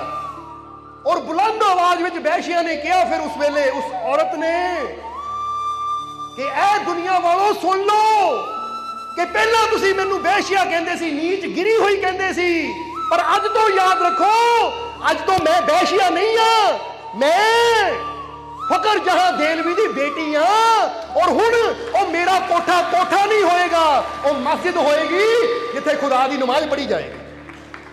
ਕਿਉਂਕਿ ਜੇ ਫਕੀਰ ਨੇ ਮੈਨੂੰ ਬੇਟੀ ਕਹਿ ਦਿੱਤਾ ਤਾਂ ਅੱਜ ਤੱਕ ਮੈਨੂੰ ਕਿਸੇ ਨੇ ਬੇਟੀ ਨਹੀਂ ਕਿਹਾ। ਜਿਹਨਾਂ ਦੇਖਿਆ ਮੈਨੂੰ ਗੰਦੀਆਂ ਨਜ਼ਰਾਂ ਨਾਲ ਦੇਖਿਆ ਸੀ, ਕਿਸੇ ਨੇ ਮੈਨੂੰ ਭੈਣ ਨਹੀਂ ਸਮਝਿਆ, ਬੇਟੀ ਨਹੀਂ ਸਮਝਿਆ। ਜਿਸਨੇ ਸਮਝਿਆ ਇੱਕ ਵੈਸ਼ੀਆ ਸਮਝਿਆ। ਸਮਝਦੇ ਹੋ ਕਿ ਨਹੀਂ? ਜਿਹੜਾ ਮੇਰੇ ਕੋਲ ਆਇਆ ਬੁਰੀ ਨਜ਼ਰ ਨਾਲ ਆਇਆ, ਪਰ ਅੱਜ ਜੇ ਐਡੀ ਮਹਾਨ ਸ਼ਖਸੀਅਤ ਨੇ, ਐਡੇ ਬੜੇ ਫਕੀਰ ਨੇ ਮੇਰੇ ਸਿਰ ਤੇ ਹੱਥ ਰੱਖ ਕੇ ਮੈਨੂੰ ਬੇਟੀ ਕਹਿ ਦਿੱਤਾ, ਤਾਂ ਹੁਣ ਮੈਂ ਇਹਨਾਂ ਦੀ ਬੇਟੀ ਹੋਣ ਦਾ ਫਰਜ਼ ਵੀ ਪੂਰਾ ਕਰਕੇ ਦਿਖਾਊਂ। ਅੱਜ ਤੋਂ ਬਾਅਦ ਮੇਰਾ ਕੋਠਾ ਬੰਦ, ਔਰ ਹੁਣ ਉੱਥੇ ਮਸਜਿਦ ਬਣੇਗੀ ਜਿੱਥੇ ਰੱਬ ਦੀ ਨਮਾਜ਼ ਪੜ੍ਹੀ ਜਾਏਗੀ। ਏਦਾਂ ਫਕੀਰ ਬਦਲਦੇ ਹੈ ਜ਼ਿੰਦਗੀ ਨੂੰ। ਉਸ ਲਈ ਅਬੁਲ ਹਸਨ ਖਰਕਾਨੀ ਮੁਸਕਰਾਏ, ਕਹਿੰਦੇ ਲੈ ਬੇਟੀ, ਤੂੰ ਤਾਂ ਖੋਟੇ ਸਿੱਕੇ ਬਦਲਣ ਆਏ ਸੀ, ਤੂੰ ਆਪ ਹੀ ਬਦਲ ਗਈ। ਉਹ ਕਹਿੰਦੀ ਇਹੀ ਤਾਂ ਫਕੀਰਾਂ ਦੀ ਸੋਭਤ ਹੈ, ਤੁਸੀਂ ਮੇਰੇ ਵਰਗੀ ਖੋਟੀ ਨੂੰ ਵੀ ਖਰੀ ਕਰ ਦਿੱਤਾ। ਇਸ ਲਈ ਹਜ਼ਰਤ, ਅੱਜ ਤੋਂ ਤੁਸੀਂ ਮੇਰੇ ਪਿਤਾ ਹੋ ਤਾਂ ਮੈਂ ਤੁਹਾਡੀ ਬੇਟੀ। ਅਬੁਲ ਹਸਨ ਖਰਕਾਨੀ ਨੇ ਫਿਰ ਸਿਰ ਤੇ ਹੱਥ ਰੱਖਿਆ ਕਿ ਬੇਟਾ, ਅਸੀਂ ਤਾਂ ਸਭ ਨੂੰ ਆਪਣਾ ਪਰਿਵਾਰ ਹੀ ਸਮਝਦੇ, ਅੱਜ ਤੋਂ ਤੂੰ ਵੀ ਇਹ ਪਰਿਵਾਰ ਦਾ ਹਿੱਸਾ ਹੋ ਗਏ। ਬਦਲ ਗਈ ਉਹਦੀ ਜ਼ਿੰਦਗੀ। ਔਰ ਉਹ ਜਿਹੜੇ ਭੇਜਣ ਵਾਲੇ ਸੀ ਉਹ ਵੀ ਹੈਰਾਨ ਰਹਿ ਗਏ ਕਿ ਭੇਜਿਆ ਵੈਸ਼ੀਆ ਨੂੰ ਸੀ ਤਾਂ ਆਈ ਕੌਣ? ਇੱਕ ਫਕੀਰ ਦੀ ਬੇਟੀ ਬਣ ਕੇ। ਉਹਦੀ ਜ਼ਿੰਦਗੀ ਬਦਲ ਗਈ। ਹੁਣ ਕਹਿੰਦੇ ਹੈ ਕਿ ਜਦੋਂ ਇਹ ਹੁਣ ਫਕੀਰ ਦੀ ਬੇਟੀ ਬਣ ਚੁੱਕੀ ਹੈ ਤਾਂ ਜਦੋਂ ਗਈ ਵਾਪਸ ਤਾਂ ਜਿਹੜੇ ਲੋਕਾਂ ਨੇ ਭੇਜਿਆ ਸੀ ਉਹ ਕਹਿੰਦੇ ਇਹ ਕੀ? ਉਹ ਕਹਿੰਦੇ ਤੁਹਾਡਾ ਵੀ ਧੰਨਵਾਦ, ਜੇ ਤੁਸੀਂ ਨਾ ਮੈਨੂੰ ਭੇਜਦੇ ਤਾਂ ਮੇਰੀ ਜ਼ਿੰਦਗੀ ਨਾ ਬਦਲਦੀ। ਔਰ ਵਾਕਈ ਫਿਰ ਉਸ ਦਿਨ ਤੋਂ ਉਹਨੇ ਆਪਣੇ ਉਸ ਕੋਠੇ ਨੂੰ ਮਸਜਿਦ ਬਣਾ ਦਿੱਤਾ ਜਿੱਥੇ ਰੱਬ ਦਾ ਜ਼ਿਕਰ ਹੁੰਦਾ ਸੀ, ਰੱਬ ਦੀ ਆਵਾਜ਼ ਆਉਂਦੀ ਸੀ, ਯਾਨੀ ਉਹਦੇ ਨਾਮ ਦੀ ਆਵਾਜ਼। ਇਦਾਂ ਬਦਲਦੇ ਆ ਫਕੀਰ ਜ਼ਿੰਦਗੀ। ਤਾਂ ਹੀ ਤਾਂ ਕਿਹਾ ਜਾਂਦਾ, ਕਈ ਕਹਿੰਦੇ ਆ ਜੀ ਉਹ ਸ਼ਰਾਬੀ ਹੈ ਜੀ, ਉਹ ਇਦਾਂ ਜੀ, ਉਹ ਦਰਬਾਰ ਤੇ ਲੈ ਆਈਏ। ਅਸੀਂ ਕਹਿੰਦੇ ਉਹਨੂੰ ਤਾਂ ਲੋੜ ਹੈ, ਲਿਆਓ ਸਮਾ ਕੇ, ਕਿਉਂਕਿ ਆਏਗਾ, ਦਰਸ਼ਨ ਕਰੇਗਾ, ਸਤਸੰਗ 'ਚ ਬੈਠੇਗਾ, ਫੇਰ ਹੀ ਬੁਰਾ ਚੰਗਾ ਬਣੇਗਾ, ਫੇਰ ਹੀ ਖੋਟਾ ਖਰਾ ਬਣੇਗਾ। ਕਿਉਂਕਿ ਕੋਈ ਇਨਸਾਨ ਬੁਰਾ ਨਹੀਂ ਹੁੰਦਾ, ਪਰ ਹਾਂ ਕੁਝ ਬੁਰੀਆਂ ਆਦਤਾਂ ਸਾਨੂੰ ਲੱਗ ਜਾਂਦੀਆਂ ਹੈ। ਪਰ ਜਦੋਂ ਅਸੀਂ ਆਦਤਾਂ ਬਦਲ ਦਿੰਦੇ ਆ ਤਾਂ ਫਿਰ ਸਾਡੀ ਅੱਛਾਈ ਸਾਹਮਣੇ ਆ ਜਾਂਦੀ। ਹੁਣ ਤੁਸੀਂ ਬੁਰੇ ਹੋ, ਕੁਝ ਆਦਤਾਂ ਬੁਰੀਆਂ ਹੋ ਸਕਦੀਆਂ। ਬੰਦਾ ਕਹਿੰਦਾ ਮੈਨੂੰ ਝੂਠ ਬੋਲਣ ਦੀ ਆਦਤ ਹੈ, ਉਹ ਆਦਤ ਹੈ, ਤੁਸੀਂ ਨਹੀਂ ਹੋ ਬੁਰੇ। ਬੰਦਾ ਕਹਿੰਦਾ ਮੈਨੂੰ ਹੇਰਾਫੇਰੀ ਕਰਨ ਦੀ ਆਦਤ ਹੈ, ਝੂਠ ਬੋਲਣ ਦੀ ਆਦਤ ਹੈ, ਨਿੰਦਿਆ ਕਰਨ ਦੀ ਆਦਤ ਹੈ, ਸ਼ਰਾਬ ਪੀਣ ਦੀ ਆਦਤ ਹੈ, ਉਹ ਆਦਤਾਂ ਹੈ ਤੁਹਾਡੀਆਂ, ਤੁਸੀਂ ਨਹੀਂ ਹੋ। ਸਮਝਦੇ ਹੋ ਕਿ ਨਹੀਂ? ਜਿੱਦਾਂ ਸਮਝ ਲਓ ਕੱਪੜਾ ਹੈ, ਇਹ ਕੱਪੜਾ ਤੁਸੀਂ ਨਹੀਂ ਹੋ। ਕੱਪੜਾ ਬਦਲ ਜਾਵੇ ਤਾਂ ਤੁਸੀਂ ਤਾਂ ਉਹੀ ਤੋਂ ਉਹੀ ਹੋ। ਇਸੇ ਤਰ੍ਹਾਂ ਆਦਤਾਂ ਬਦਲ ਜਾਣ ਤਾਂ ਫਿਰ ਤੁਹਾਡੀ ਜ਼ਿੰਦਗੀ ਵੀ ਬਦਲ ਜਾਂਦੀ ਹੈ। ਸੋ ਫਕੀਰ ਸਾਡੀਆਂ ਆਦਤਾਂ ਬਦਲਦੇ ਆ, ਕਿਉਂਕਿ ਉਹਨਾਂ ਨੂੰ ਪਤਾ ਆ ਕਿ ਬੰਦਾ ਤਾਂ ਰੱਬ ਦਾ ਰੂਪ ਹੈ, ਇਹਦੇ ਅੰਦਰ ਤਾਂ ਰੱਬ ਦੀਆਂ ਰਹਿਮਤਾਂ ਦੇ ਭੰਡਾਰ ਹੈ। ਬਸ ਬਾਹਰੋਂ ਆਦਤਾਂ ਕੁਝ ਮਾੜੀਆਂ ਹੈ, ਬਸ ਇਹ ਆਦਤਾਂ ਬਦਲ ਗਈਆਂ ਤੇ ਇਹਦੇ ਅੰਦਰਲੀ ਅੱਛਾਈ, ਇਹਦੇ ਅੰਦਰਲਾ ਗੁਣ ਆਪੇ ਬਾਹਰ ਆ ਜਾਏਗਾ। ਹੁਣ ਵੈਸ਼ੀਆ ਦੀ ਆਦਤ ਹੀ ਬਦਲੀ ਉਹਨਾਂ ਨੇ, ਉਹਦੀ ਮਨ ਦੀ ਸੋਚ ਬਦਲੀ। ਜਿੱਥੇ ਉਹ ਵੈਸ਼ੀਆ ਸਮਝਦੀ ਸੀ, ਜਦੋਂ ਤੱਕ ਵੈਸ਼ੀਆ ਸਮਝਦੀ ਸੀ ਉਹਨੇ ਉਹ ਕਰਮ ਕਰਨੇ ਸੀ, ਪਰ ਹੁਣ ਉਹਨਾਂ ਸਮਝ ਲਿਆ ਆਪਣੇ ਆਪ ਨੂੰ ਫਕੀਰ ਦੀ ਬੇਟੀ। ਤਾਂ ਹੁਣ ਉਹਨੂੰ ਹੀ ਪਤਾ ਜੇ ਫਕੀਰ ਦੀ ਬੇਟੀ ਹੈ ਤਾਂ ਕੰਮ ਵੀ ਮੈਂ ਹੁਣ ਉਹ ਬੇਟੀ ਵਾਲੇ ਕਰਨੇ, ਕਿਉਂਕਿ ਫਕੀਰਾਂ ਦੇ ਘਰ 'ਚ ਤਾਂ ਫਿਰ ਰੱਬ ਦੇ ਨਾਂ ਦੀ ਆਵਾਜ਼ ਆਉਂਦੀ ਹੈ। ਸਮਝਦੇ ਹੋ ਕਿ ਨਹੀਂ? ਇਸ ਲਈ ਅੱਜ ਤੋਂ ਤੁਸੀਂ ਵੀ ਇਹ ਨਾ ਮੰਨੋ ਮੈਂ ਬੁਰਾ, ਮੈਂ ਸ਼ਰਾਬੀ, ਮੈਂ ਦੁਖੀ, ਮੈਂ ਕਮਜ਼ੋਰ, ਮੈਂ ਲਾਚਾਰ। ਨਹੀਂ, ਤੁਸੀਂ ਕੀ ਮੰਨਣਾ ਹੈ? ਮੈਂ ਆਪਣੇ ਮਾਲਿਕ ਦਾ ਬੱਚਾ ਆ, ਮੈਂ ਆਪਣੇ ਮਾਲਿਕ ਦਾ ਬੱਚਾ ਆ। ਮੈਂ ਕਮਜ਼ੋਰ ਕਿੱਦਾਂ ਹੋ ਸਕਦਾ ਆ? ਜੇ ਮੇਰਾ ਬਾਪ ਸ਼ਕਤੀਸ਼ਾਲੀ ਹੈ ਜਿਸਨੇ ਮੈਨੂੰ ਜਨਮ ਦਿੱਤਾ ਹੈ, ਤਾਂ ਮੈਂ ਕਮਜ਼ੋਰ ਕਿੱਦਾਂ ਹੋ ਸਕਦਾ ਹੈ? ਮੈਂ ਵੀ ਇੱਕ ਸ਼ਕਤੀਸ਼ਾਲੀ ਆਤਮਾ, ਮੈਂ ਇੱਕ ਸ਼ਕਤੀਸ਼ਾਲੀ, ਮੈਂ ਇੱਕ ਸ਼ਕਤੀਸ਼ਾਲੀ, ਮੈਂ ਇੱਕ ਸ਼ਕਤੀਸ਼ਾਲੀ। ਇਸ ਲਈ ਯਾਦ ਰੱਖਣੀ ਹੈ ਚੀਜ਼, रख ले कि नहीं यार? जैसे अपने अंदर प्यार रखना है, विश्वास रखना है, यकीन रखना है, हौसला रखना है कि हर पल मेरा मालिक मेरे नाल है। छोटी मोटियां चीज़ां दूँ तो इदा समझो जिदा मच्छर बैठा, परवाह करते हो तुसी, वो कदों बैठा कदों उड़ गया पता ही नहीं। कोई कहे वो भाई फलाने ने इदा करता, वो ਜਾ ਮੱਛਰ ਇਹਦਾ ਹੀ ਕੀ ਫਿਕਰ ਕਰਦੀ ਹੈ ਸਮਝਦੇ ਹੋ ਕਿ ਨਹੀਂ ਮੱਛਰ ਸਮਝੋ ਇਹ ਵਹਿਮਾਂ ਭਰਮਾਂ ਨੂੰ ਆ ਜੋ ਵੀ ਕਹਦੇ ਨਾ ਉਹਨੇ ਇਦਾਂ ਕਰ ਦਿੱਤਾ ਚੱਲ ਮੱਛਰਾਂ ਤੋਂ ਨਹੀਂ ਡਰਦੇ ਅਸੀਂ ਪਰ ਜਿਹੜਾ ਸ਼ੇਰ ਹੋ ਕੇ ਆਪਣੇ ਰੱਬ ਤੇ ਯਕੀਨ ਜਿੱਦਾਂ ਕਰਦਾ ਹੈ ਨਾ ਉਹ ਸ਼ੇਰ ਹੈ ਫਿਰ ਉਹ ਸ਼ੇਰ ਕਦੀ ਕੁੱਤਿਆਂ ਦੀ ਫਿਕਰ ਕੁੱਤਿਆਂ ਬਿੱਲਿਆਂ ਦੀ ਫਿਕਰ ਨਹੀਂ ਕਰਦਾ ਤਾਂ ਆਪਣੇ ਮਾਲਿਕ ਦੇ ਨਾਲ ਆਪਣੇ ਜਿਗਰੇ ਨੂੰ ਇੰਨਾ ਬੁਲੰਦ ਕਰੋ ਕਿ ਤੁਹਾਡੇ ਅੰਦਰੋਂ ਸਾਰਾ ਡਰ ਹੀ ਨਿਕਲ ਜਾਵੇ ਔਰ ਮਾਲਿਕ ਦਾ ਵਿਸ਼ਵਾਸ ਹੋਵੇ ਕਿ ਮੇਰਾ ਮਾਲਿਕ ਹਰ ਜਗ੍ਹਾ ਮੇਰਾ ਮਾਲਿਕ ਹਰ ਜਗ੍ਹਾ ਮੇਰਾ ਮਾਲਿਕ सोना सोना मेरा मुर्शिद सोना सोना सोना मेरा